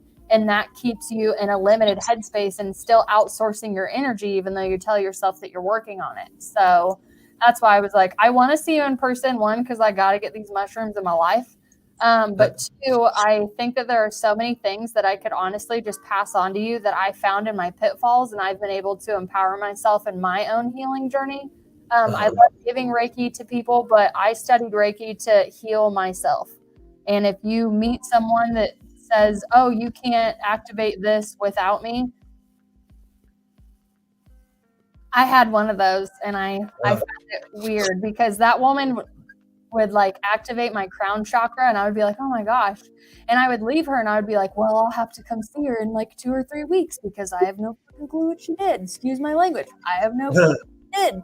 And so then I would go and I would study how to open my own stuff and go through it. And it's a process. It really is. But you are given your own free will and you have your own spark of where we all come from in your heart chakra. So I think you're going to be really surprised when you are able to feel your own heart and heal your own heart, and then you'll be able to use them and pick them up and put them down when you need them. They're kind of there for like your blind spots is what I would like to think, because I have a lot of friends that are Reiki practitioners I go to, and they're amazing. I mean, I could recommend them for days. My podcast is literally a catalog of people you can go work with. But you don't need anybody to heal you. I just want you to know that. You're completely capable of doing it on your own, but it is good to have people because we all want that connection. Well, the thing that I know that this twin flame did for me is she's the only person I've ever known that actually 100% releases my inner child. Mm-hmm. And, I've never been able to do that again. That's been completely closed since she's been out of my life. I don't know how to open that energy back up because it was I was a lot more playful person, a lot more fun, I guess. And I've never been able to get back to that. My heart goes out to you. I completely understand what you're talking about. A lot of your authenticity will come out with your tongue when you meet him. When you don't, I guess we should stick on when you do meet him for anybody who has had that experience. Speaking from personal experience, I actually don't bring this up along. This is a extremely protective subject for me to bring in my personal experience. But what I noticed when I met mine, that who I was when I was with him is who I had always wanted to be. I was kind, I was nice, I was in a extremely receiving mode. I could learn easily, and I was really, really happy. I really was who I wanted to be. And there's something in there, it's called soul shock and separation, which you kind of have to go air out your own dirty laundry in your own timeline. And if you get through that and you both with your free will choose each other, I hate for people to think that if you are a twin flame that you don't have to not choose them. I mean, you can and you can't, right? Right. My heart goes out to you for the inner child thing, which is why I said you should go back to who you were before the world got you, because that's also going to be before your you physically met your twin. Now, the thing about twin is, yes, they're separate in 3D, but if they're the same soul, they are in union in 5D. If you're seeing images of her, you're not seeing images of her 3D self. You're actually seeing images of her higher self, because her higher self will go to you and your higher self will go to her, because they are technically both the same soul, even though they're going to split. They're in union in 5D, but they're going to split off to like help. So it's kind of like looking like a spirit guide. So if you're like walking around town and you're like, oh my God, that looks like her. Oh, but it's like, you know, it's almost like a visceral effect in a way. You're like, what? You see her like a ghost. That happens a lot. Yes. The unfathomable amount of unconditional love that the 5D realm holds for us really is incomprehensible for humans, which is why we do look to alter our consciousness through alcohol, drugs, psychedelics, negative or positively, acid, negative or positively, whatever, especially if you get into ayahuasca, combo plant medicine, rapé. If you're starting to get into these where you're seeing higher dimensions, you're actually going to feel the God love. Oh, I meant DMT too, which is like the God particle, basically. Yeah. When you feel that for the first time, that is where they operate on all of the time, right? So even though we have like our ego karmic 3D messes down here, oh my goodness, the amount of love that our divine counterparts have for us is amazing. And it can be extremely confusing because you are attracted to the energy that they're able to give to you, and you're attracted to the way that you'll never find that in somebody else. They are your mirror soul. They are your other half. The romantic constructs of conditional love that we have been taught in the 3D world don't necessarily fit the love of a twin flame pair, because the twin flame union is meant to blast away all preconceived notions of what love actually is on earth, even down to marital contracts. If you go all the way back to why marriage was invented, it wasn't because people freaking loved each other. It's because, one, they needed property and they were taking over nations and stopping wars. Two, divorce was made because a king was like, I don't want this woman anymore. And they're like, no, you can't get a divorce again and you can't pet her again. And he's like, fine, I'm going to make the King of England. And here we are, literally still reading the King James Version to our generations. Like, let's keep doing it, right? So there is a lot of huff and puff in the twin flame world. If you are one, it is a like staggeringly odd thing. I came across the research in about 2011, and I made it my mission to literally prove that this did not exist, by the way. I did not go into it a believer and in love and I've met my twin flame and I'm going to follow these steps and we're going to be in union. No, I was not as easy as that though. I was completely pissed off that this person would, no matter what I did get out of my brain, he had completely like flip-flop my perspective in life. I had a Kundalini awakening at the time. I was literally on, it's called Ask Jeeves at the time, right? Because Google wasn't as cool as Ask Jeeves. Yeah. Like golden light up my spine, white light up my spine. And that is when they were like, this is a Kundalini activation. These are chakras. These are energy points in your body. If you have had a Kundalini activation, it can be activated through mudras, yoga, diet, by a guru, by a shaman, and to say the least, a twin flame can also activate your Kundalini. And I'm like, no freaking way. I'm so pissed. I did not give permission for this. I do not want to be affected this way. I do not want to feel this much love for a person that is not in my life. Like, this is an absolute waste of love. So over the time, it just kept coming back and kept coming back through all the other things. And ultimately, it was proven that this concept is actually correct. And you can look at Shiva and Shakti's story. That is a twin flame union. You can look at Isis and Osiris. Oh my gosh, I almost got that wrong. That was my favorite. And that one is probably my favorite just because it's also the most traumatic. And it does suck because they're brother and sister, but like everybody was doing it back then, so whatever. But basically, like, a jealous guy kills Osiris, knows that Isis can resurrect him with her love and her power. So the guy chops his body up and disperses it all over the world, thinking, haha, Isis, you can never resurrect him again. She does, because she's all powerful and divine, feminine, light and dark, good to go. And she resurrects Osiris for them to again be in union on physical earth. And again, my biggest thing about twins is their main point, besides their complementary missions in life, is to set an example for what unconditional love looks like. If you have to dismantle other marriages, other relationships, other non-suitable things about your personality in order to eventually come into divine union with this person, which is divinely guided in timing, you do not dictate any of it, might I add. It is to set a new example that unconditional love is for all of us. And you don't have to be a twin flame to receive unconditional love. You just need to know that you deserve more. You're much more than they ever taught you. And my goodness, the Beatles had it right. All you need is love. Yeah. Yeah, mushrooms taught me that as well too. Yeah, I bet they did. They taught me the same thing. I had another question. When I had my Kundalini awakening, I actually sat with a snake for like 2 or 3 hours that was above my head, and it would not go away. It was basically anytime I tried to think of something else, this thought of this snake would not leave my head for hours. And that's when I thought that there's something weird going on.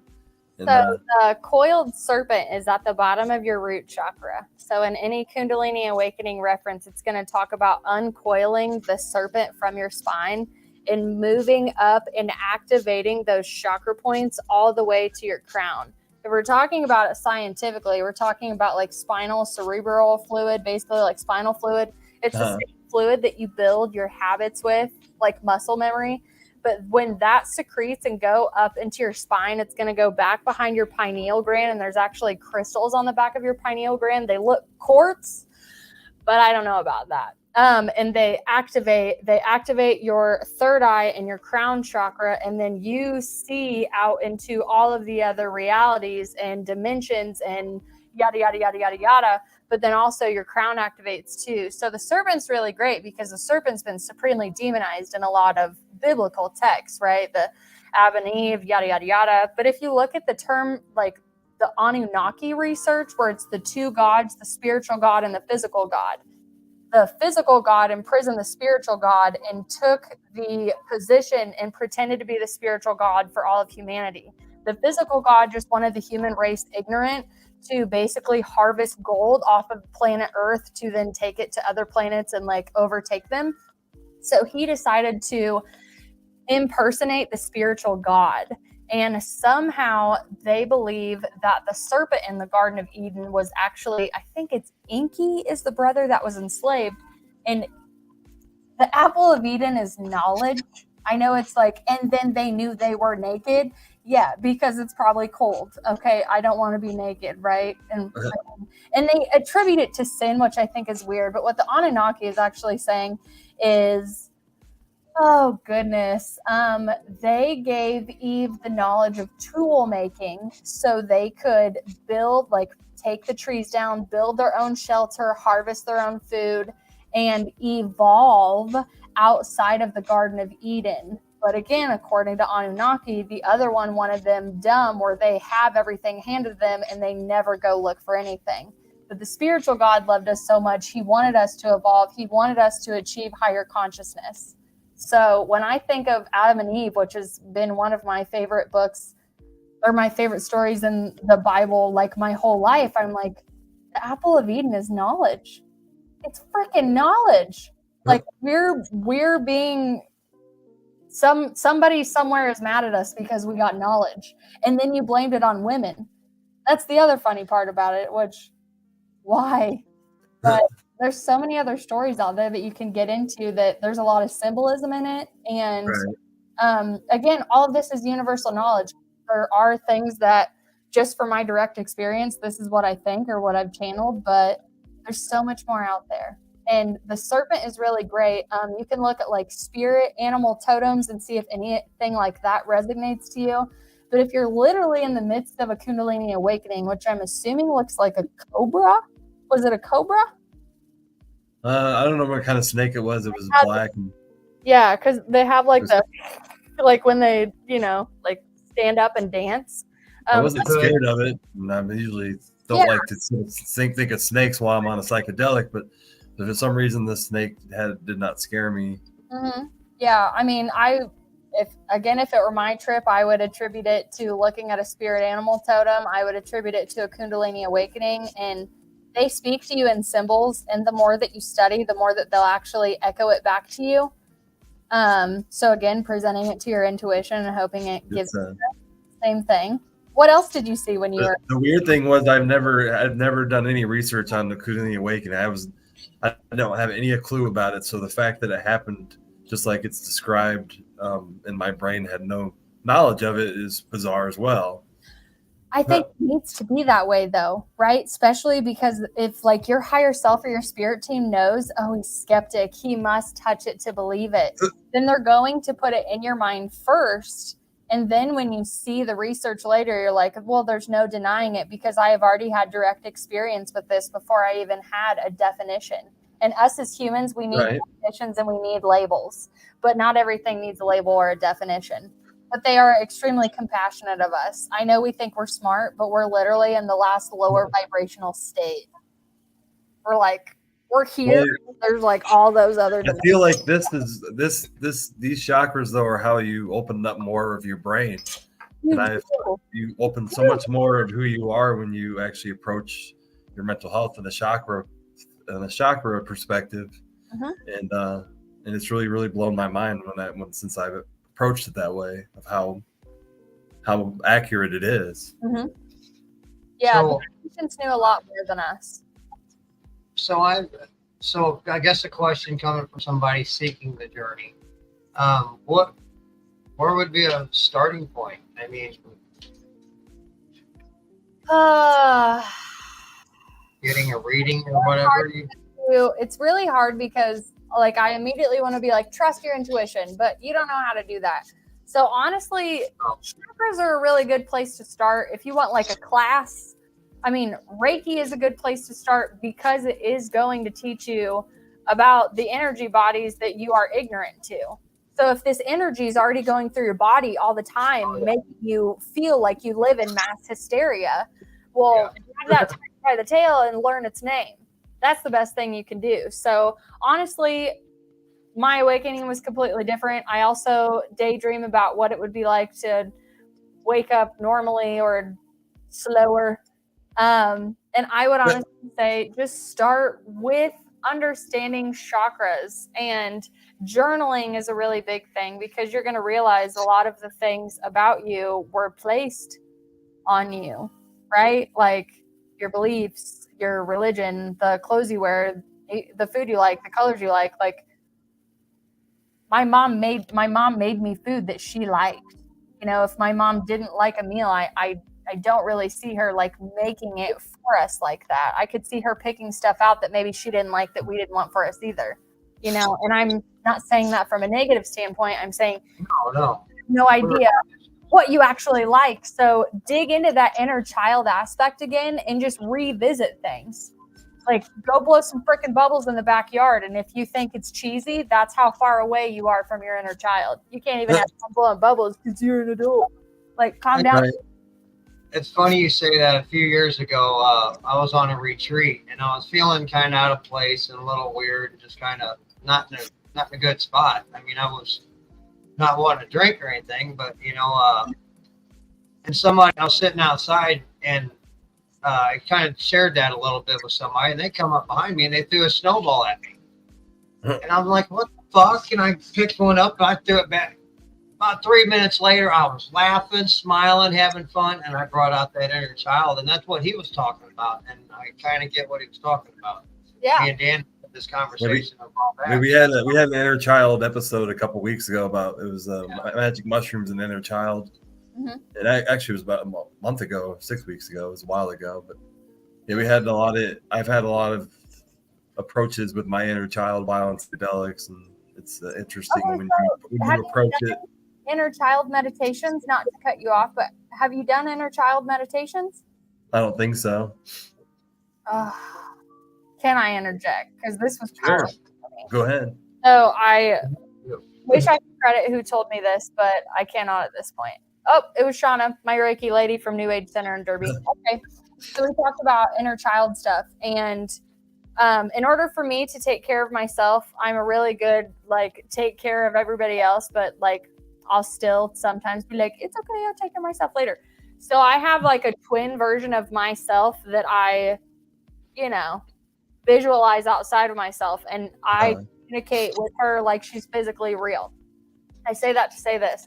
Inner child meditation is where if you've identified in your shadow work and your trauma and your stunts and all of that, where, again, I'll use myself as an example. Something happened to me when I was 8 years old. I would like to figure out what happened to me when I was 8 years old.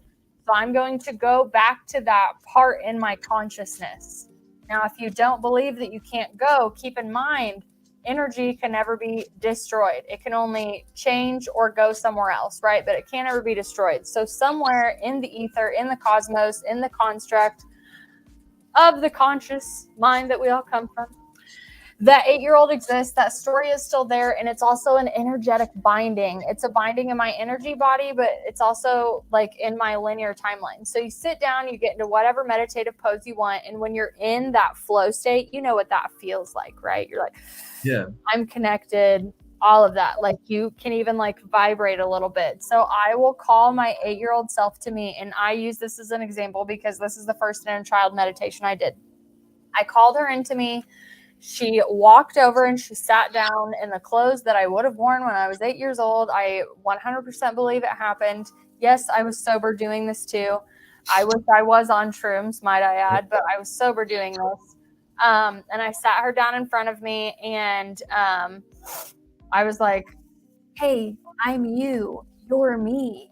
I'm from the future. Isn't this trippy? And she was like, and I was like, okay, so check this out. I'm meditating and I know something happened to you. And I know that somebody failed you in some way and you weren't loved in some way, but I'm here now. I love you. I see you. I honor you. I am you. You are me. And I say this multiple times within the breath work. Will you please tell me what happened? I want to, from an evolved, healed perspective, tell you why that had to happen. I don't want you to live in a victim mentality. I don't want you to blame anybody for what happened in these circumstances. We are going to understand our soul contract together because you go through things to evolve, whether it's good or bad. We're the only one that label it good or bad, right? So that 8-year-old version didn't talk to me for like 3 meditations. She sat there and I had to earn her trust because not that I had lost it, but she ain't trusting shit because of the division that's going on in her life and this one incident that literally broke a piece of her soul off. So finally she told me what happened. I won't go into like the super nitty gritty about it, but a lot of it was she felt like she wasn't being heard. And when she would speak up about it, there was a lot of condescending talk outside of it. And not that people meant to be condescending. It's just kind of how the sarcastic personalities were around us. And she just felt like nobody ever really listened to her. And she had to have these outbursts to be seen. But then when she would have outbursts, she would obviously get disciplined because we don't talk like that and we don't do that. And that's inappropriate. And obviously, like, no mother, father, parental figure wants to be yelled at. But my 8-year-old self was telling me the most that she really felt like she couldn't be heard. So she started silencing herself more and more and started going into herself. And 8 years old was the first time that I started going inside of myself and feeling like nobody understands me. I'm fucking weird. And nobody can hear me. How do I do this? And then we built off of that until I went to like 11-year-old self. And you can just chart, like, I'm 32 years young right now in this incarnation. And I went to pre-birth Cheyenne. I went to 1-year-old Cheyenne, 2, 3, 4, 5, 6, 7, 8, 9, 10, 11, 12. I went all the way to 19-year-old Cheyenne. And I have been stuck on 19 and 20-year-old Cheyenne for almost a year because these are 2 of the most traumatic years of my life and 2 of the most beautiful years of my life. But it takes a lot of time to go through that. journaling through it is really important because your spirit guides can come in and talk to you through it, which is extremely powerful. And then when you connect a piece of yourself with the inner child, that person isn't going to speak for you anymore in your job, to your friends, to your family. Because if I never healed that part, if I wasn't in my present life feeling like I haven't been heard, I'm going to react the same way that 8, 9, 10, 11, 12, all the way on up, Cheyenne wasn't heard. So it's really important that we understand that just because it's in the past, it doesn't mean that it's not real and that you can't do anything about it. And I have one thing that's I really think you're going to love, or you're going to be like, holy shit, that's crazy. But this is a really big bring your power back moment. So linear timeline is for Earth, but time technically doesn't exist like out there in higher dimensions, right? Time is just different, I would say. However, everything is going on simultaneously. This has been proved in science, this has been disproved in science, and this has been proved again. Again, do your own research. I'm just planting seeds. Past, present, and future is going on at the same time. The importance of the present moment and being the present best version of yourself is because you are not only the interpreter of the past self, but you are also the builder of the future self. All parts of yourself are existing at the same time. Your responsibility is to be the translator for all those parts. If you weren't loved enough at 8 years old, you understand that love. You understand that healing. Now that you understand why you had to go through that at 8 years old, you walk your happy, healed ass back to that 8-year-old version in that meditation. You're the white horse you've been looking for. Male, female, non-binary, whatever your pronouns are. You're the freaking white horse. That's the end of the story. That's the end of the fairy tale. That's the importance of being the present moment. The higher self is here to guide you into your highest potential. The physical world, just like the Bible says, like Sodom and Gomorrah, is filled with distractions. We're all Pinocchio just trying to go to school and be a real boy. And then this super cool dude comes up with a beer, is like, let's freaking party. And Jiminy's over here like, come on, you gotta go to school. Okay, we're all these characters. These stories are all reflections of us. But the importance is you have the power in the present moment to be the translator, to stay centered and to heal these parts of ourselves. There's no better place than the present moment. And there's also that text that if you're living in the past, you're depressed. If you're living in the future, you're anxious. And if you're in the present, you're now. And it takes practice. I felt this often because I'm so excited building my future that I'm like, oh yeah, I have to stay present. But all those things that you thought you lost, those broken hearts that we all have, I promise you're not stuck with them, but it takes a lot of work and you got to quit outsourcing it to other people. You're going to have to sit down. You're going to have to be the hero in the story. You're going to have to be the villain in the story. You're going to have the lover. You're going to have to be the hater. You're going to have to be all of the characters that you believe that you're not. Okay. That's why when I came on here, I was like, hi, if I knew you before my spiritual awakening. So sorry. Sorry if we had that interaction. Because I had a lot of shells, protective walls, and I had sarcasm that could just rip you to shreds. I felt like a dark empath, but yeah, we're the translators of the present moment. That's the power. That's why you need to be empowered and take yourself back. Like 10 years ago, did you ever think you were going to be here feeling this, thinking chakras are pretty cool? Hell no. Not even 4 years ago. I fought and screamed to go into rehab. Yeah, but even if I did it on my own, but I was fighting. 10 years for him, yeah. We're all pretty powerful people. I think all of our stories matter, and platforms like this, oh my goodness, they're just going to save us. It's really up to all of us connecting back with each other and helping each other. And yes, you have to face your own fears, shame, judgment, anger, and hate towards self and projection out on others. You're absolutely right. And I literally gave you guys my diagram for what I've been dealing with on my spiritual awakening for 4 years. So some are beginner tips, some are not. I'm so sorry. Yeah. You can reach out to me with any questions because I know I talk fast, but I really am just here to serve humanity and really serve the heart chakra. And that's, Well, you we know, hope- funny you say that. When I got sober, that's one of the things I told myself is I took and took for so many years that I dedicated my life to love and service. And that's why I'm here to learn. And I want to get back to a place where I can help again. You're going to. You don't ever have to worry that you're ever going to give up on helping others' recovery. Long-term recovery is possible. You have proven that. You have just proven that you still love the martyr in helping people. So now what you're doing, you've already established what you love to do. Now you're going to learn to take care of yourself. Visualize a Mary Poppins bag in your mind like I do, and you're going to start putting all these tips and tricks that you learned, and you get to go back. And not only do you get to take care of their mind and their body, you get to take care of their spirit. And that's why you're taking this break.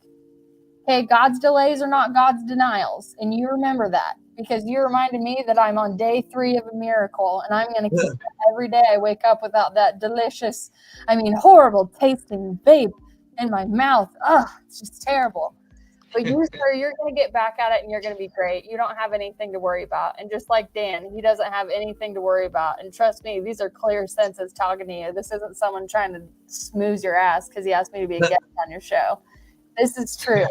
You guys are doing the right things. You're talking about the right subjects and you're bringing in the right people that are ready to heal. But keep in mind, not everybody's here to wake up. So let's just be kind to everybody, whether they're awake or not. Whether they're going through something or even if they want to stay in their addiction. That's right. their choice. That's their free will. We're just going to love them unconditionally. I love all these comments. You guys are all amazing. Well, we hope you can you'll join the island, and we have a lot of posts every day. We post about a lot of different things, but mental health is one of the things me and Rasta try to bring to the island, and we talk about it through a couple shows we do. So. I love it. I'm here. I want to join the island.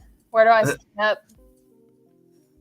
All you got to do is follow the group, and we do a lot of fun things. We have giveaways, and we have a lot of admins who post a lot of creative content. I am joining all the other giveaways. Let me tell you what. I appreciate you giving away Lion's Mane on my show, though, because that is like my main guy that I'm getting ready to dive back into. I have a cabinet full, just like waiting for me to get my together. Yeah. But I looked at it the other day and I was like, we're back, baby. We're back. If I call my back to me, I better be ready to claim it. So I got to get all this out of my way. I got to get these distractions out and do what I need to do. So healing's not linear. I keep reminding myself that. I found her through posting on Facebook. Thank you, Alyssa. It was that simple. But that's how the universe works. And Esther did tag me. I probably would have never seen the post because yeah. Yeah. But it's just a simple gesture like that. That's how the universe works. Yeah, definitely. All in divine timing for sure. But I appreciate you. I love you for being nice to me. Good job, Shannon. I love that you learn from your kids. I learn from my daughter. She's 3. Teaches me a lot.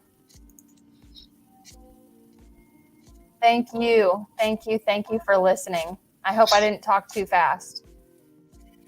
No, we definitely have to bring you back on as a guest because you definitely have a lot of the useful information about the stuff that we tend to talk about. So yeah, I'll be like I said, you got me on your island for sure. So I'll keep when I can, and I'll comment too. I'll comment on some of the next ones, and then whenever you have something else that you want to bring me on for, I would never turn it down. This is great. You both are great. You're doing it. That's why I said when I come back to Quincy, I'm going to find you. Mushrooms. And if you want to travel in somehow, I will show you 5 minutes of Reiki that will change just your personal life before you even go try to help anybody. I believe you. Yeah. I would travel for that. Good. I love passing it along. It's universal knowledge. I'm just glad that I'm able to do it. For sure. Thank you, everybody, for tuning in. I know it's been 2 hours. I actually we usually go on for about 2 hours, so that's about our average. Wonderful. Length. That makes me feel so good. Sometimes I have to do interviews in 45 minutes to an hour, and I'm like, Lord, help me keep it short. Tell I me don't know what if Rasta had to go though. I don't know if you still had to go at 8:30, Rasta. No, I'm good. Okay. what are the other questions? Do any of our commenters have any questions that I might be able? I did see one where someone was asking me about a crystal for asthma. Yeah, it's all that. Wish that I had a Rolodex in my mind that was like asthma, use calcite. But I don't know if that's correct. What I can tell you is These are all my crystals. look at them. Ooh, you got some calcite in there. I see some green, Oh, some orange and some merlinite and some rose quartz. Oh, dude, I love crystals. I was gifted a lot of them too from my medium friend. Landlines where I live in Wichita, super historic, super indigenous. So I have selenite for days in my house. I have these big. Is that what this is? Is That's that what this is? it's like selenite's like twin, basically. They almost do the same thing, but it's different because it's made from something else. I hate that I can't think of it right now, but if you Google it, you'll know. And then the black. You can honestly just Google like crystal for asthma. There's so many crystals for asthma that you need to, again, let your intuition introduce it to you. You know what I'm saying? Do you know how to get into crystals if you are skeptic about crystals? No, but that's. I bought this book. This is how I kind of got into chakra healing. That's a really good one, by the way. I bought this book and it really helps explain a lot of things. But I have that one, and then I have the book of chakra healing. This one, I think, come with a deck. So if you have a skeptical friend, take them to like a crystal store, metaphysical store, wherever it's at, and just have them pick like one crystal because they're skeptics. So they're like, why am I buying this, right? So they're going to pick the crystal and they're going to carry it in their pocket for 30 days. They're not going to look at the name. They're not going to research the properties. The only thing they need to do is carry it in their left pocket. Why the left pocket? Because you're receiving from the divine on the left and you're giving out of your vessel on the right. So carry it around for 30 days. At the end of 30 days, that person will then do the research on the crystal and what its properties are. And they 100% will find out that the characteristics of that crystal that their intuition directed them to is everything that they've been going through in the last 30 days. Isn't that crazy? Because that's kind of how I got into crystals. I was like, oh, they're nice. Like I used to love rocks and geodes when I was a kid, but you're telling me that these are amplifiers for our energetic body. And if I use certain ones, to amplify certain meridian lines in my body, a weirdo. You know, like I was a skeptic on everything. And I was honestly like kind of a douchebag about it in a weird way, but whatever. Crystals are healing. I've been into crystals for most of my life, but not sure what the health issues. I'm new to learning that. Louise Hay, Heal Your Body. Check that book out. It's going to be a breakdown of parts of your body for what you're actually holding in and an affirmation to use it. And then you'll also be able to identify in your body what's going on, correlate that with meridian lines, and then correlate that with crystals. And you're kind of like layering modalities over top, but they all do connect. Anybody who needs heart chakra stuff, you need rose quartz and you need self-love practice. I wish I could show you my really big rose quartz one. I can't, it's too far away and I'd have to unhook from everything another time. But rose quartz is amazing. And if you get like a big chunk of it and lay it, do you lay crystals on your body during meditation? Well, I'm not typically. I usually just visualize or look at them. That's okay. For you, because again, we talked about the heart chakra stuff. If you do yoga, focus on fish pose after you get into it. That's a heart chakra expansion pose, but it should be like literally one of the last parts of it. And then a rose quartz. Carry it in your pocket, do self-love affirmations, but find a big, beautiful chunk of that and put it on your chest when you're meditating, or on like here on your heart space is what I would say. Stage that bitch. All right. It's going to absorb some stuff, but then you can also like put it under your bed. That's the one I have because I use rose quartz for a lot of heart chakra stuff. I am just ultimately attracted to calcites. Calcites are connected to the elemental realm. I'm talking like dragons, elves, and all that stuff. And if you don't believe in that, read the book, The Silver Wheel. it will have you changing your reality. However, sticking with crystals and not interdimensional beings and spaces, calcites are really, really, oh my gosh, they're healing on a multitude of diseases and levels. So I have so many freaking calcites looking around. I also have fluorite. And since most of you are in Illinois, or I do see California, did you know that there are fluorite mines in the southern part of Illinois? I believe they're all dug out now, but fluorite is actually the state stone of Illinois. And fluorite's like one of my favorite stones. I'm obsessed with it. The layering in it is amazing. I don't even know if we're going to be able to see it on here. No, we aren't. Okay, you kind of can. Fluorite's amazing. Amazing. Bloodstone. So bloodstone for all my people that are still like, I love Jesus and chakras. It's okay. I love chakra too. Go ahead and read Jesus and the Essenes from Dolores Cannon. Blow your mind open. But apparently bloodstone started when the blood from Christ like fell onto the ground and apparently made the stone that now millions of people can buy, because there's not just like a certain amount of it. But the story behind it is the red in it is Christ's blood, and it's his physical body with like his ascension or his ethereal body. You'll have to Google it on your own, but bloodstone's one of my favorite. I could go on for days about crystals too. They're my fave. The only one I know is I bought at a fair a couple times at hematite. This is the geode that my medium gave me that she buried. You know anything about the burying geodes? And then she gave it to me before my first mushroom trip. It looks, even though it's a geode, it still looks like it's got a quartz or calcite. Hold on. Is that limestone and quartz? Not sure. Okay. She said it was something. It was symbolic that they bury it for 30 days and then give it to somebody as a gift.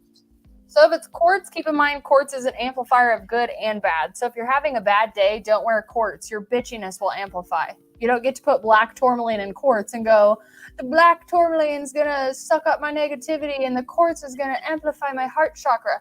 No, it won't. It'll actually amplify your bitchiness and nobody will want to come to your desk, which maybe that's a good thing if you have too many people stopping at your desk. Quartz is a very auditable crystal. You can use it next to as an amplifier, but again, you need to audit how you feel that day. You can't outsource the emotions into the crystal and go, I put a rose quartz in my pocket. Why did I have a bad day? That's how crystals work, but it is how a lot of people think it is going to work. I run my hand over my pocket crystals like this. And then like it's a heat sensor for me. Like I set my intention for it because I'm getting myself in alignment. I'm connected to fluorite too. I see you. I'm getting in alignment with my energy centers to be able to do it. And I run my hands over my crystals. And if I have this, a fluorite, I have this one. If I run my hands over all of these right now, so I'm going over a dragonfly, I'm going over a fluorite, I'm going over a blue calcite, and I'm going over regular fluorite.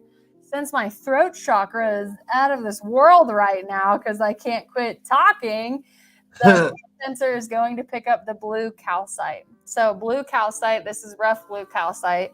It is for throat chakra energy. So not surprising, but they do work. And this is something that you have to pick up. Let me pick which one I need. If I had to pick which one you need, you actually need 2 pieces of hematite magnetized in both of your hands right now. That's what you need. I do the same thing. Then you carry it in your pocket. But do you carry it in your left and your right? Because the left, again, is the receiving and the right is where you give it out. So again, my hand tattoos, just so we can talk about this. This is a Norse runes for divine energy. So I'm bringing down divine energy. I'm connecting into universal consciousness and I put them on my left hand. These, my tattoo actually made, I looked the symbol up later. It means cornerstone, which I thought was super cool, but I have 8 dots for the infinity symbol. And I did this for Reiki for a reason.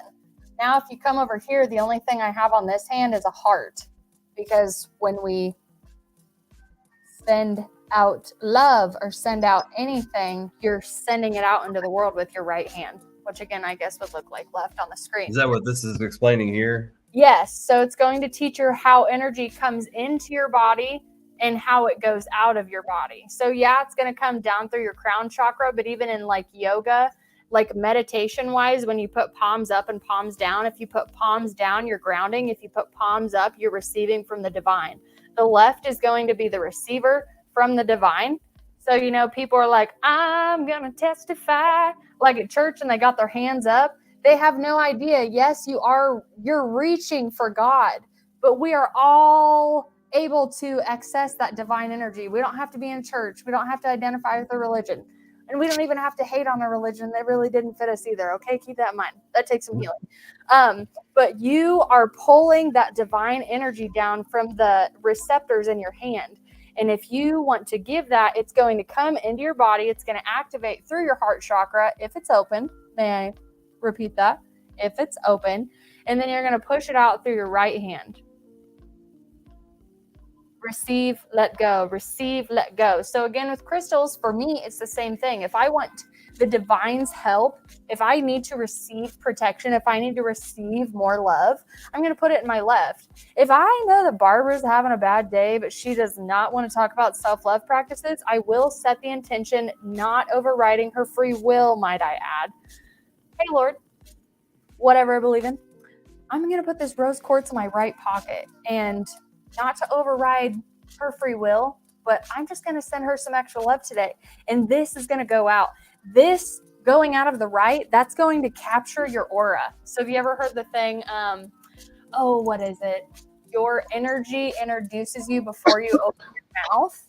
This is what you could construct every day with crystals. You can construct your auric field and how people will see you before you actually open your physical mouth.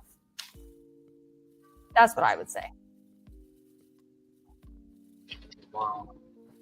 Amazing. Where energy enters your body. You know, it's weird. Sandra, I don't know if Sandra's in here. She was in here the other day and I was talking. I don't know if it was on this show or something. She goes, Rhino, you're glowing. Like, okay. I didn't know what she meant. But maybe it's because I was giving instead of receiving and showing that aura. Huh. It's different when people will see it and you're like, well, how am I glowing? What did I do here? Yes, absolutely, Joseph. And a Facebook user with grounding, I do that, but differently than you. It's okay. We're both right. We're both right. We all receive information differently. The left and the right really is like standard for me from a lot of practices, but nothing I say is the way and set in stone. These are just what I'm sharing from my direct experience and ancient texts that I've read. Joe's question. Do bad people come back as bugs when they reincarnated? Okay, so funny story. So according to like Dolores Cannon, right, we go through like an evolutionary stage before like being a human is like the best thing ever because like we're not a dung beetle pushing shit around all day.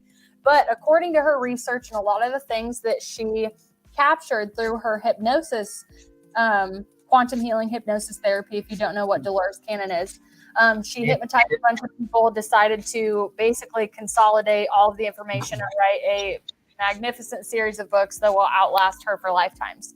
In there, she states that all of us have actually already been a rock, a blade of grass, the wind, la la la la la la, and that is a part of our soul's evolution to literally experience everything possible that the Creator created. So I do believe from her alone that if you like did some atrocities, is Hitler a dung beetle right now? Like that's the question, right? Hitler is actually brought up in one of her hypnosis things that he is seeing the error of his ways and the misdirection of his energy. So I don't know if I necessarily believe that if we want to give up this human incarnation that we're immediately going to go into a lower entity. I think I would need more research to believe that that was possible. I love Dolores too. She is amazing. The reason I bring this Hitler thing up is because, oh my gosh, what a horrible name. What a horrible thing. What a horrible everything. All of us want to believe that he's rotting in hell and like he's on Little Nicky, he's getting pineapple shoved up his ass. But according to the beings of unconditional love and the life guides, they actually say that Hitler is a really good example of misdirected energy. And when Hitler was created in human form, he was actually an amazing artist, but he never cultivated that gift. So he misdirected his energy into an egotistical way that ended up making him using this beautiful gift in a very volatile way. So for people to automatically assume that just because you did something that is one of the most worst atrocities in the world, or you stole a piece of candy from a grocery store, that's the spectrum we're working with. We don't really understand how forgiveness really works past what we're capable of feeling in our physical vessels. So to us, what Hitler did and instigated and took away from all of those people is completely unforgivable.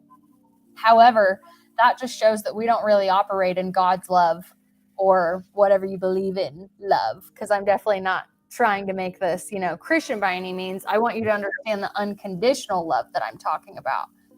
So I personally don't believe that we can go and do that. I think that we might have already been that, because I have heard stories where there's so many souls that crystals are people having like rest lives.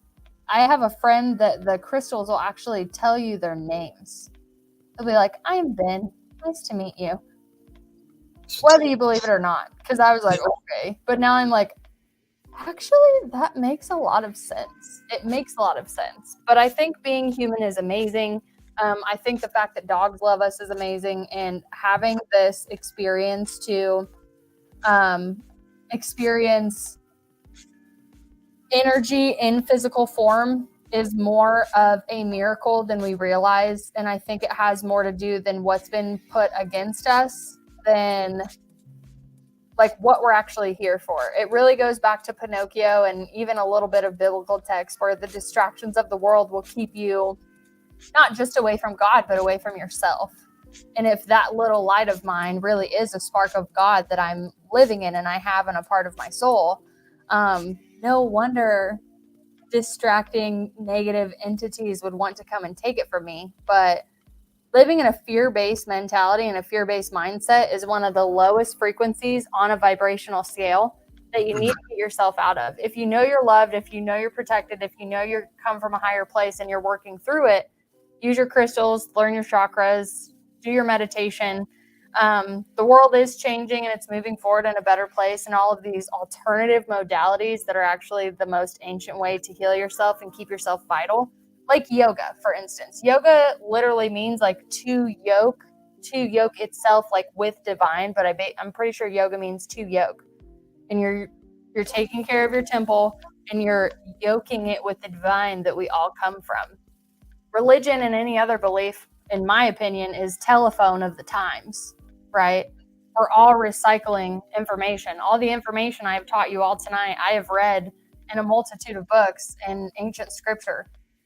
And I'm really glad that a lot of people didn't, burn it down like the Library of Alexandria, thank God. But there's a lot that we don't know, and this is all we have to go with. So I saw a question about reincarnation, and I am 100% believer in reincarnation. If I did not believe in reincarnation, that'd be really tough for me. Reincarnation loop, what's your take? So reincarnation loop basically means you're not learning the lessons. So karma plays a big role in reincarnation, right? And even in twin flames. So it's said that twin flames leaving Earth or leaving from source, they had so much negative karma built up between them that they had to eradicate their karma to then come back together. So again, for anybody in a twin flame, whatever, if you like come together and you're like, oh, we're talking like we used to, everything's great, oh, we're on the same frequency, and then like it's almost like you ghost each other in a way, the universe isn't going to let you come together with these things until you clear out this negative karma behind you. So reincarnation loop is just simply you are not learning the life lessons that you came to learn for your soul. And it's not your fault, since reincarnation has been taken out of a lot of mass ways that we do rituals and religion and honor. Like we're taught like this is the only one you get, and if you get up you're going to hell.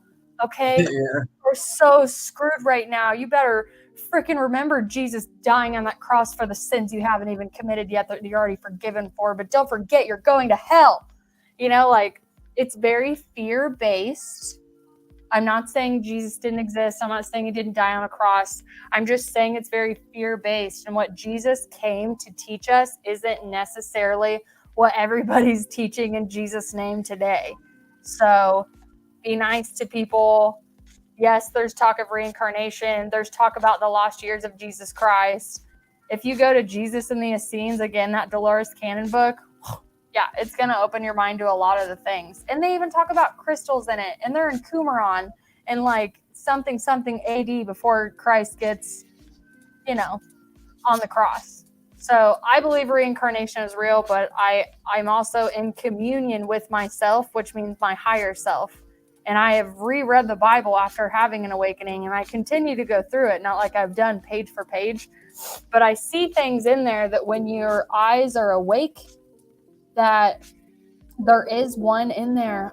I wish that I would have kept it forever, but it's basically talking about death and rebirth are in the Bible and keeping your eyes open, or your eye. It doesn't say eyes, it says eye. And I think it's referring to this. So you can see and you can feel and you can heal all of these things. I think there's a lot of right and a lot of wrong in a lot of the rhetoric that we've been taught. But reincarnation is my favorite. And one of my first tattoos was karma on my wrist when I was 18. That was one of my faves because I was like, I have to get rid of all this karma.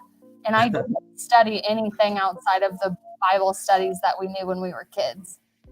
Hi, my family's back home now. Hi, family. Yeah, I met a lady around here. She wanted to do, and I went through with a quantum healing session. I don't know how. It was new to me. I did it just out of curiosity. I was, I guess, in a meditative state for about 4 hours. I went through a lot of stuff. She went through some of my possible past lives, supposedly a warrior, possibly King James. You mentioned him. I don't know how. See, I'm kind of skeptical on some of those things, you know, or I was, you know, I believe in a lot of, but I'm still. I really don't blame you for being skeptical. I would be too. If someone was like, you were Jim Morrison, I'd be like, okay. Okay. All right. So Jim Morrison is Jim Morrison. You know what I mean? So yeah, I've done quantum healing hypnosis therapy, and I actually recorded it and I put it on my podcast. One, so people, again, I want to be the guinea pig for the healing, and two, I want to be like, hey, my subconscious, I ask my subconscious questions that I just want reaffirmed for myself and for the collective. And we even talk about twin flames and soulmates and reincarnation. We talk about suicide. My past lives were brought up on there. I know it is hard to believe. And I guess my advice for you on that would be just, if the hypnosis therapy works for you and that's what you would like to do, just keep finding practitioners. Like, that was one practitioner that I absolutely loved and I will work with again. But there's another practitioner in Kansas City that will hypnotize you for 6 hours. And I don't know what she's going to tell me. Everything that I have found on the spiritual journey, I have literally introduced it to my intuition, and my intuition has sat down and decided, yes, this is for me. No, this isn't for me. And if that same information that I deducted from what I wanted comes back in 6 months and I'm finally ready for it, well, that's energy and vibration. Mama. Hi, baby. And that's what I'd like to learn how to, you know, well, all of it, of course, you know, but, you know, that's what intrigues me about and teaching, introducing it to my intuition. I've done a lot of hallucinogens over the years, but never the correct way. I went the wrong way with it when I was younger. So, you know, now I'm wanting to learn to go into a trip with mushrooms with intention, and then microdose and kind of get on that healing process and that journey. And but that intrigues me when you talk about that, introducing it to your intuition. That's something I'd love to learn how to do. just like chakras, like look how excited you are about chakras, but it doesn't mean that you're going to work on all of them at one time. You can get pendulums. I hope I said that right. I thought I had one on my table. I have a pendulum collection that I started doing for just my own chakra balancing. So again, back to your triangle. So when you're visualizing a protective layer around you, it is said that a triangle protection, I know people usually think of like covering their auric fields, but if you picture a white light triangle around you, it's the best energy harvester and protection. So if I'm getting ready to use my pendulum, I set my intention that only love and light is allowed to access me and nothing dark, because again, you set the tone. And then I'll picture in my mind's eye or imagination, if you're not into third eye talk, me, my physical body in a triangle of white light, and I am, completely engulfed in God's pure love, and nothing can come. And if you know anything about the violet flame, sometimes I cover myself in purple. We'll get to that later. So I have my indicator on my hand to make sure my hands aren't moving. And I do, screw it, guys. We've already come this far. I'm grabbing a pendulum. I have one here. I don't know if this is the same thing. Oh. Lost my popper. Okay, can you still hear me? Yeah. Great. Okay, let's see if I can do this on camera. I haven't done it on camera for a while.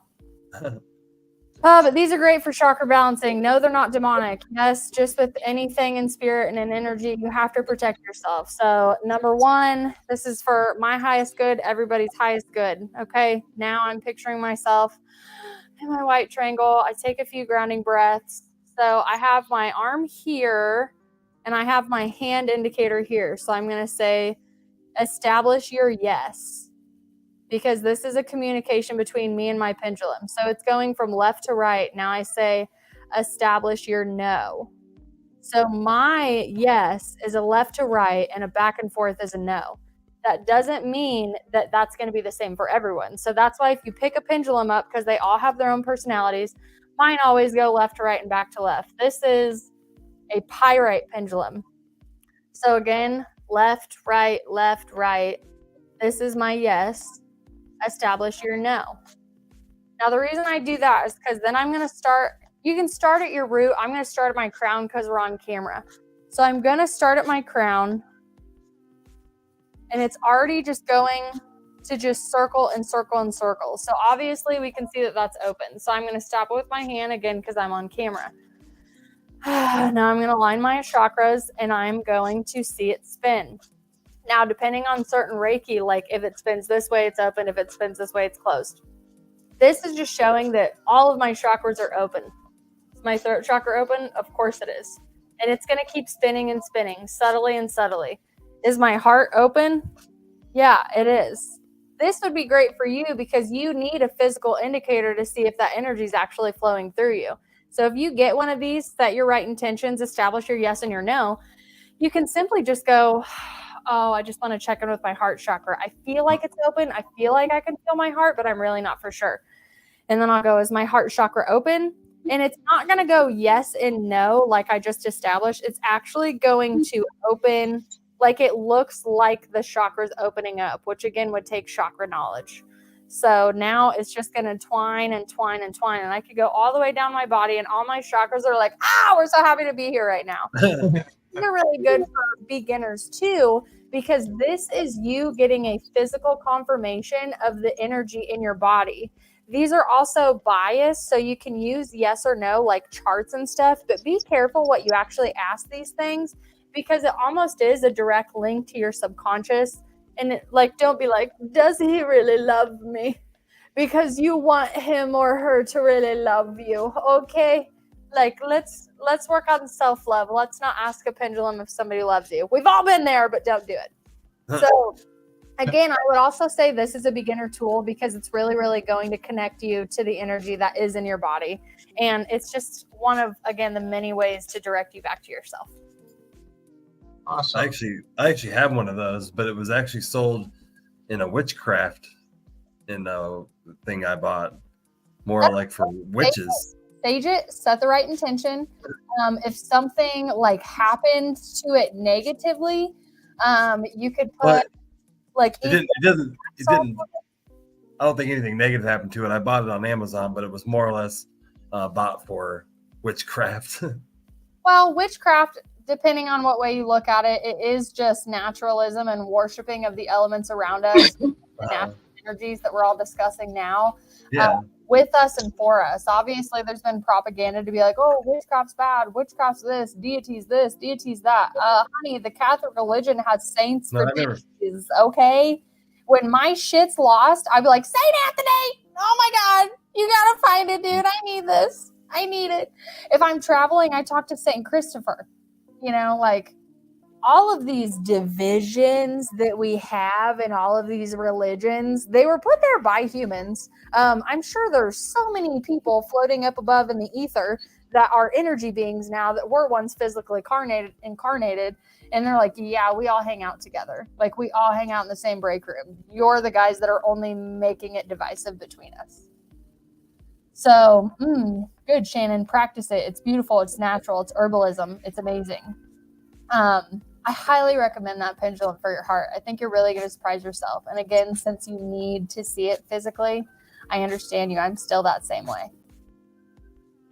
And again, there's a really cool metaphysical shop in Quincy. It's something about like a willow.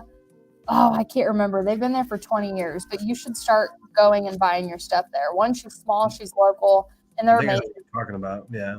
It's Enchanted Willow. Yeah, it's on my side of town too. Yeah. Go get a pendulum from her. She's the one who told me about the fluorite mines and gave me so much information. She even explained to me why we love rocks so much is because we're the densest thing on Earth next to rocks. So we have a simpatico relationship with these rocks where we're like, we're so physical, but we want to be ethereal. I get it. My friend works there. She's amazing. I know the shop owner, but I met her and I love her and she inspires me and I can't wait to come back and visit her. And I will hopefully be in town next month and I look forward to going and dropping some money on some crystals. Okay. That is my self-care. There you go. Awesome. Well, I think we've gone through a lot tonight. We could probably stay here forever and talk about chakras. But I will if there are questions. You will have to shut me down in a nice way. That's why we do have. We will come to points where we will revisit subjects that we've already talked about, and I know in the future we will. Plus, you have a lot of useful information with a lot of stuff with mental health, more than just chakras. Mm-hmm. Yep, and I will be happy to come back on and talk to you guys anytime. And like I said, when I'm in town, I'll be looking you guys up. Well, he lives over by Springfield, but I live in Quincy. But I've actually never met Rasta before, but I need to. We met through the online world. And maybe we'll come. That might be the time where I'm at. That might be the time I need to take a road trip. Yay! Let's meet at the Enchanted Willow. Amen. Right on.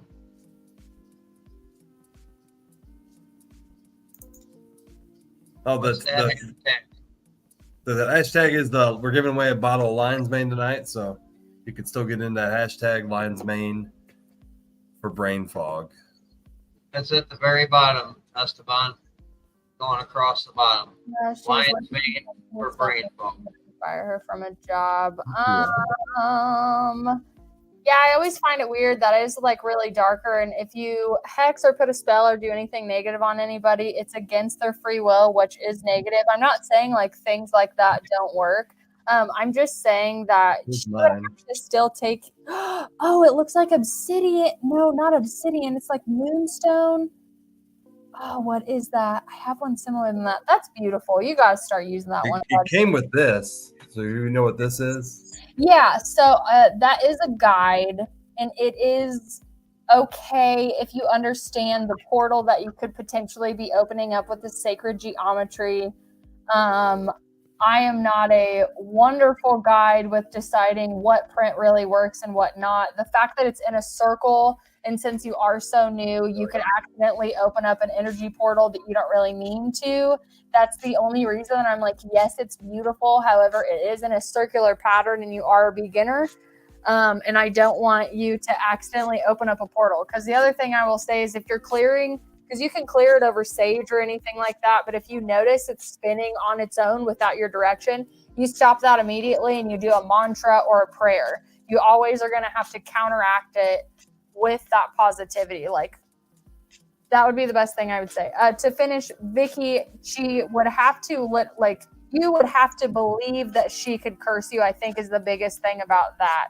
You're giving your power away to someone if they say, I put a hex on you, I sent this to you. My biggest thing is return to sender, no karma for me. Huh? Yeah, I love you, but no. I used to be the nice person that was like, oh, down to Mother Earth, and Mother Earth, we're all love. And I'm like, return to sender, no karma for me. Return to sender, no karma for me. Return to sender, no karma for me. I send love, I send light, I send peace, and I send a white flag. But you will not come and disrupt my energy fields and my boundaries just because you don't understand rejection. Okay? There's like cosmic redirection with so many things. I have been fired and I have quit jobs. And I know that I should be shamed and embarrassed and humiliated because I have no idea how I was supposed to do that job. But I 100% believe a lot of them are cosmic redirection and lack of boundaries. So sorry that you had to do that with your sister, but also, nobody can curse you. You are divinely protected, baby. No, take that power back immediately. And make sure you're ready when you take the power back. Yeah. My friend just sent me that the other day. I'm like, oh, yeah, that's right. I got to be ready when I ask for myself back, right? Shit. You mentioned mantras. One thing I learned from my Al-Anon sponsor is the I am. And Yes. the mantra I use, I am awesome and getting better. Because compared to where I was in life, I am awesome. And I'm always trying to prove so and getting better. And I say that every time, not every time, but a lot. And it proves to be positive, helpful. I love that you brought that up because there is an I am associated with each chakra, and I don't have them memorized, and they are interchangeable. So if you're looking to match I ams with the chakra that you're working on, look it up, Google it, find the books. I wish that I could recommend them right now, but I don't have them on me. Like I said, like this is a guide from one of the Reiki classes we did where we had an energy body and we had to line all of them and we had to put make the affirmations and what they actually were. So it says when your spirit is balanced, it's love, it's heart, and it's unconditional. And if it's unbalanced, it's very reptilian brain, out of ego mind, and conditional thinking, and limited and suppressive thinking in all manners of life.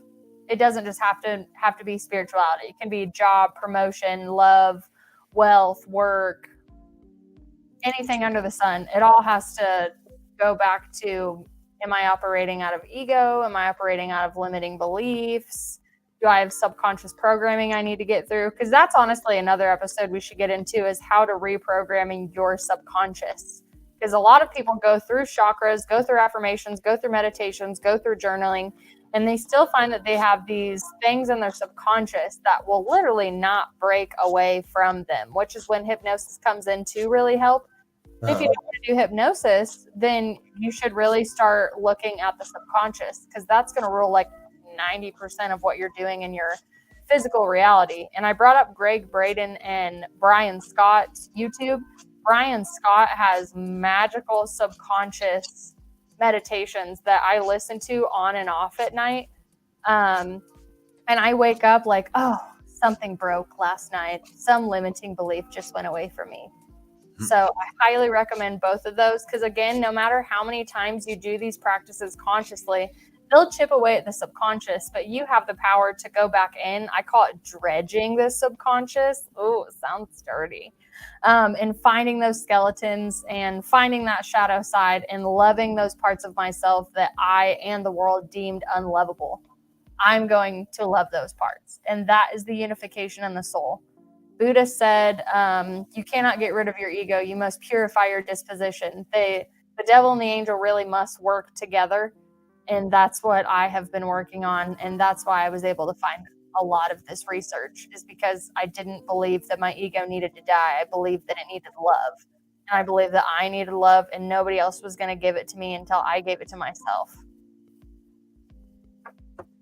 That's awesome. Yes, oils are. The chart that Dan has, there's one similar where it's going to correlate crystals and oils. This one is by Simpson. It's called The Book of Chakra Healing.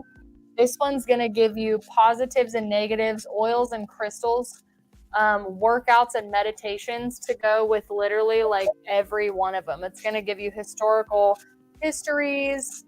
Like, get yourself a chakra book. This is the one if you want to learn oils, crystals, and all of it in one.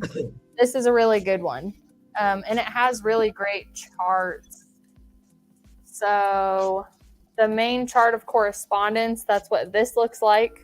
And keep in mind, this is just the 7 chakra system that is in America. We did not 110, isn't there? Yeah, well, there's so many, honestly. It just depends on what kind of like what program you want to look like. So I didn't get into the soul star or the earth star, but the earth star could be like 6 to 36 inches between you and earth. That's what your root chakra connects with, to amplify to Mother Earth and keep you truly, truly grounded and connected. And then the soul star, which is when all of them are activated and the crown's activated, that can connect you to like past lives, alternate realities, and Akashic records. So back to the oils, yes, there's so many other chakras, but this book is literally going to go through animal and archetypes, physical dysfunctions, emotional dysfunctions, sacramental association, the foods that are associated with it, so you can add those foods more into your diet to help, and then like developmental age and life lessons. Like, this is honestly like a really good how-to guide. I've used this from the beginning, but there are also... there's oils somewhere in this dang book. Buy the book. It has everything. It's wonderful. And then just to remind you, again, I get no kickbacks for recommending books. It is my dream to get paid to tell people this one day, but I also think it keeps me extremely authentic with only talking about the things that I have worked with. So if I haven't worked with, I do not talk about it. And then the subtle body, again, for all of you left brain friends that are waking up and truly wanting to understand your body, a partner's body, and how to link up chakra systems properly, this book could honestly really start. And then you could dabble in learning cosmic sexuality on Instagram at Learning Cosmic Sexuality. That'll take you right back to God, my friend. I have a few good books that I've only read. I have the 4 books, the 4 Agreement, I think the 5th Agreement. There's a couple other ones or whatever. And I've read the 4 Agreements. I have The Power of Now. And see, a couple years ago, the reason I got depressed is my dad passed away. And it was, and it was a rough time for me. I'm still healing from it, but I kind of put all of my reading aside and packed all my books because I was doing some rearranging. I haven't pulled them all out yet, but I've been looking around for them, so that's a step. Well, so find your books. It's needed, and just like I re-listened to music after that I listened to before I was awake after, which is why I know Tool, Chino, and even A Perfect Circle, which Deftones is Chino. Sorry, they all talked about awakening. If you reread the 4 Agreements now after having awakening, you'll actually be able to apply the principles that you wanted to apply when you first read it. The 4 Agreements is astounding, and you honestly need to reread it. There's also another book called Cosmic Energies, and I hate that I can't think of the author, but I actually have an excerpt on my podcast page. I might have that in my Audible books. Yeah, Cosmic Energies or the 4 Agreements. No, it wasn't that one. I have a lot of different books. Energy Speaks, Spirit Hacking, Divine Feminine Energy, Becoming Supernatural, Energy, and Anatomy. These are all my Audible books. Becoming Supernatural is one that I have on the list, and I still need to do. The Power of Now, is that Eckhart Tolle? Is that? Yes, that's a really good one, along with like A New Earth. That's a really good one. My usual background is actually my book collection, and I was going to pull from my book collection for you guys because a lot of the ones that you're talking about are amazing. Another one that I like, it's called The Book of Mastery. It's from Paul. Oh my gosh, I can never say his last name. It's Seilg. But it's The Book of Mastery, and it's a channeled book. Raise Your Clairaudience by Cindy Dale is another one. It's going to break down how it feels in the physical body to be empathic, because there's 5 different levels to empathy and how the energy is processed in your body. Like when I go through certain sessions, if parts of my body start hurting when I am working on this human being, that is an energy blockage in their body. And as soon as I clear it, then like my body lets up and goes away. That's not their energy storing in my body and going down. That's an indicator for our energy bodies to actually like be like almost like an ecosystem for bats. It's like beep, beep, beep, beep, beep, beep, beep. So that's also really cool because it's going to break down empaths. We all are empaths, but there are that are just higher attuned to energies. Another one I would also say is a book literally just called like Kundalini by Cindy Dale. And then there's another one. It's like Empath's Guide to Survival. And I can't even think of where it is right now. But those ones are really good. All the ones that you named, I recognize, and I would love to read, especially the superhuman one.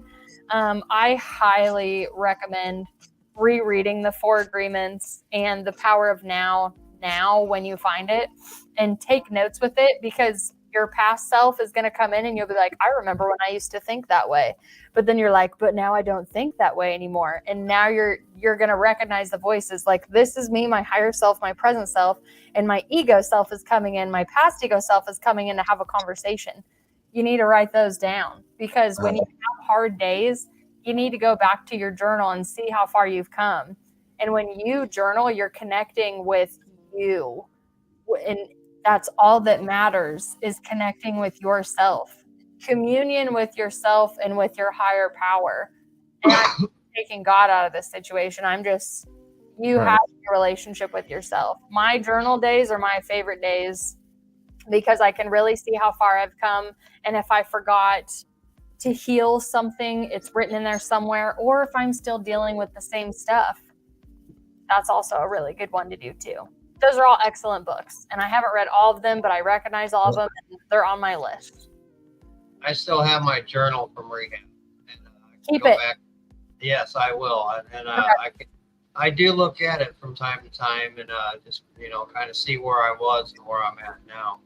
And, with the God thing, the main thing I use about God, it's a great story, and I'm still learning about all that a little bit here and there, but I use God as good orderly direction, G-O-D. Mm-hmm. And good orderly direction is the best way I can explain it. Well, Wayne Dyer said ego just means edging God out. Yeah. So that also alludes to your higher self being connected to the higher power and the higher source that we all come from. And if you identify it as God, wonderful. If you identify it as something else, wonderful. I love whatever you identify as. Just don't force me to use your verbiage to make you feel better about your beliefs. Exactly. That's my biggest thing. Like I switch them. It's spirit, it's source, it's where we all came from.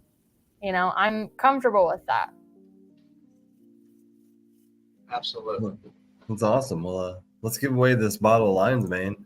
I think that it got stuck again, and it seems to get stuck when you sit to your too long with it running. So it's been at 17 entries for a while. I don't know if it got stuck at 17 entries. Baby, let's do this. Look up Right. number 17. Maybe that should be another episode, is angel numbers. Well, here we go. We'll hit it then. Good luck. I think it adds all the names in, but it says 17. That's why I think the error runs. Oh, Mike Hood. Mike Hood. I think he could use us more than anything.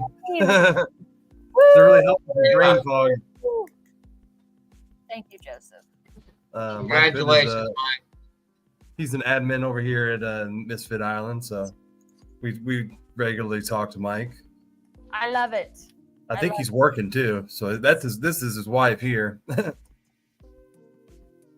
Well, congratulations, Mike. Enjoy rebuilding your brain properly. Right. Absolutely. And helping with stress and anxiety, because that does treat mild depression and anxiety too. Yes. I love it. Very, very exciting. I'm so glad I was here for the winter. I love seeing stuff like this. And now I'm going to be on Misfit Island and I'm going to join just so I can see what you're giving away. And I'm just going to do so many hashtags, but I'm not going to be a spam hashtagger. I just want you to know that. We're a cannabis community, so we give away a lot of cannabis related products and we talk a lot about that as well. Keep it at my mother's house because Kansas does not like cannabis. They like CBD, but they don't like it. So maybe I'll be like, hashtag send it to my mom's. This and then CBD or anything like that, I'll be able to. Saying if I win, right? But thanks for everybody who tuned in. Thanks for all of the hashtagging. And again, Mike, enjoy. How could I not love it here? I've been here for 2 hours, 53 minutes, 3 seconds, and you're going to have to kick me out of here. We enjoy having you. It's been said, no, guys, you can't send the cannabis to her. Well, I feel bad for you sitting here anyway, and your family's home. You should go spend some time with your family, and I really appreciate you coming up. Yeah, I get to hopefully go see them next month. So fingers crossed. It's always up in the air, but anytime I can make it back, it's very, very special. No, I meant the family that was behind you, your child, and it looks like your husband. Yeah, my husband and my baby. I actually kicked him out of the house so I could do the interview. And then like, we're coming home. I'm like, okay, well, I'm still here. So let's hang out. But yeah, they do really well when I get on interviews. I'm very appreciative to have a supportive family like them. And Monroe, it's really surprising she didn't rip the microphone off and go, hi, I'm Monroe Tyler Moore. That's usually what she does. Yeah, she will sit at my desk and pretend to be a podcast host. She'll be like, I'm Monroe, this is my show, and we're talking about this today. Like, we'll talk about unicorns. So yeah, I plan on bringing her in on my show to have a kid special when she's like 5 years old. How old is she now? She's 3, going on 13. Right. Yeah. She's definitely my karma, and I am happy to accept it. Well, that's Acceptance. Mm-hmm. For sure. Well, we've been 3 hours live here. We've gone through a lot of information. A lot of people do watch these afterwards too, after they're live, because obviously people can't watch it all at once. But so we get a lot of views afterwards too. I will rewatch this one myself. Oh, there's Mike. He came back in. Hey, Mike. Yeah, Mike. You won. You won. I imagine he's working right now, isn't he? Or about to go to work. Well, works the night shift. Winner, bud. How exciting.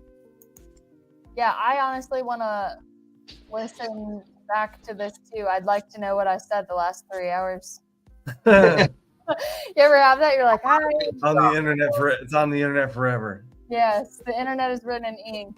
So true. I look forward to it. I would honestly love to record it and put it on my platform to get it out to as many people as we can. Oh, thank you, Joseph. That's so sweet.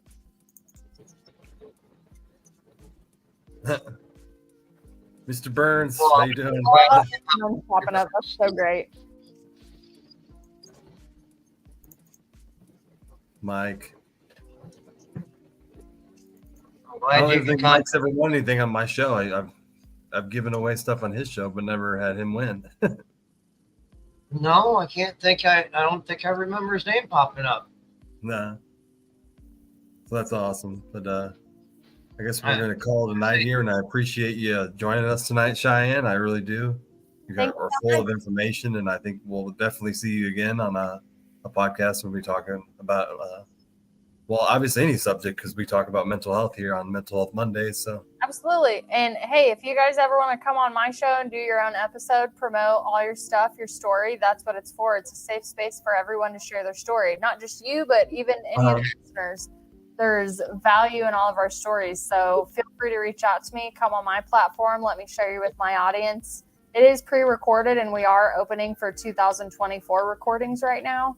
So I'd be honored to have you guys. I love both your stories, and I love what you guys are doing and learning. And again, I am so honored that I was able to come on and talk with you. And I look forward to crossing paths in the digital world and in the physical world. Yeah, for sure. Absolutely. It's been a pleasure. And yeah, it sounds like something I'd be interested in doing for sure. Great. Yes. I love it. Absolutely sure. love it. All right. You know, Cheyenne, I'm going to be doing a live telling my recovery story, and I'll shoot you a tag and let you know what I do. Please do. Please do. Recovery stories are so much of my favorite stories. And I haven't done it in about 4 years, and it's time I need to, share it, and let people know recovery is possible and there are no limits. That's exactly why everyone should tell their story, especially about the things that they've overcome. If you're walking through the fire, just know that you are loved and you are seen and you are not alone. There are greater forces out there protecting you.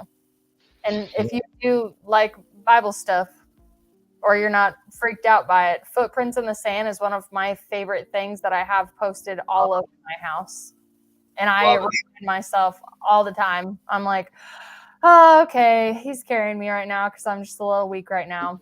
But you're not alone. You're loved. And I look forward to coming back in this extremely safe Misfit Island, the Rumination Project, with both of you and having a wonderful conversation. It's awesome. Yeah, we really much appreciate it. But we'll probably say goodbye to everybody. I appreciate you guys all joining us tonight. And Rasta, did you have any final words? Yeah, guys, like I say always, we're responsible for our own recovery. Be gentle with yourself along the way. Remember, God loves you and I love you. There ain't nothing you can do about it. I love that message. Cheyenne, you have anything you'd like to say too? I love all of you. Thank you so much for staying with us. And again, if I talk too fast, please reach out and send me a message. I'll be happy to send you the info where I got my information from. And thank you for having me on here. I really appreciate it. It's awesome. I appreciate you too. So as always, people, don't forget to forgive yourself. Don't forget to love yourself. And with that, anything is possible. So thank you guys for joining us tonight.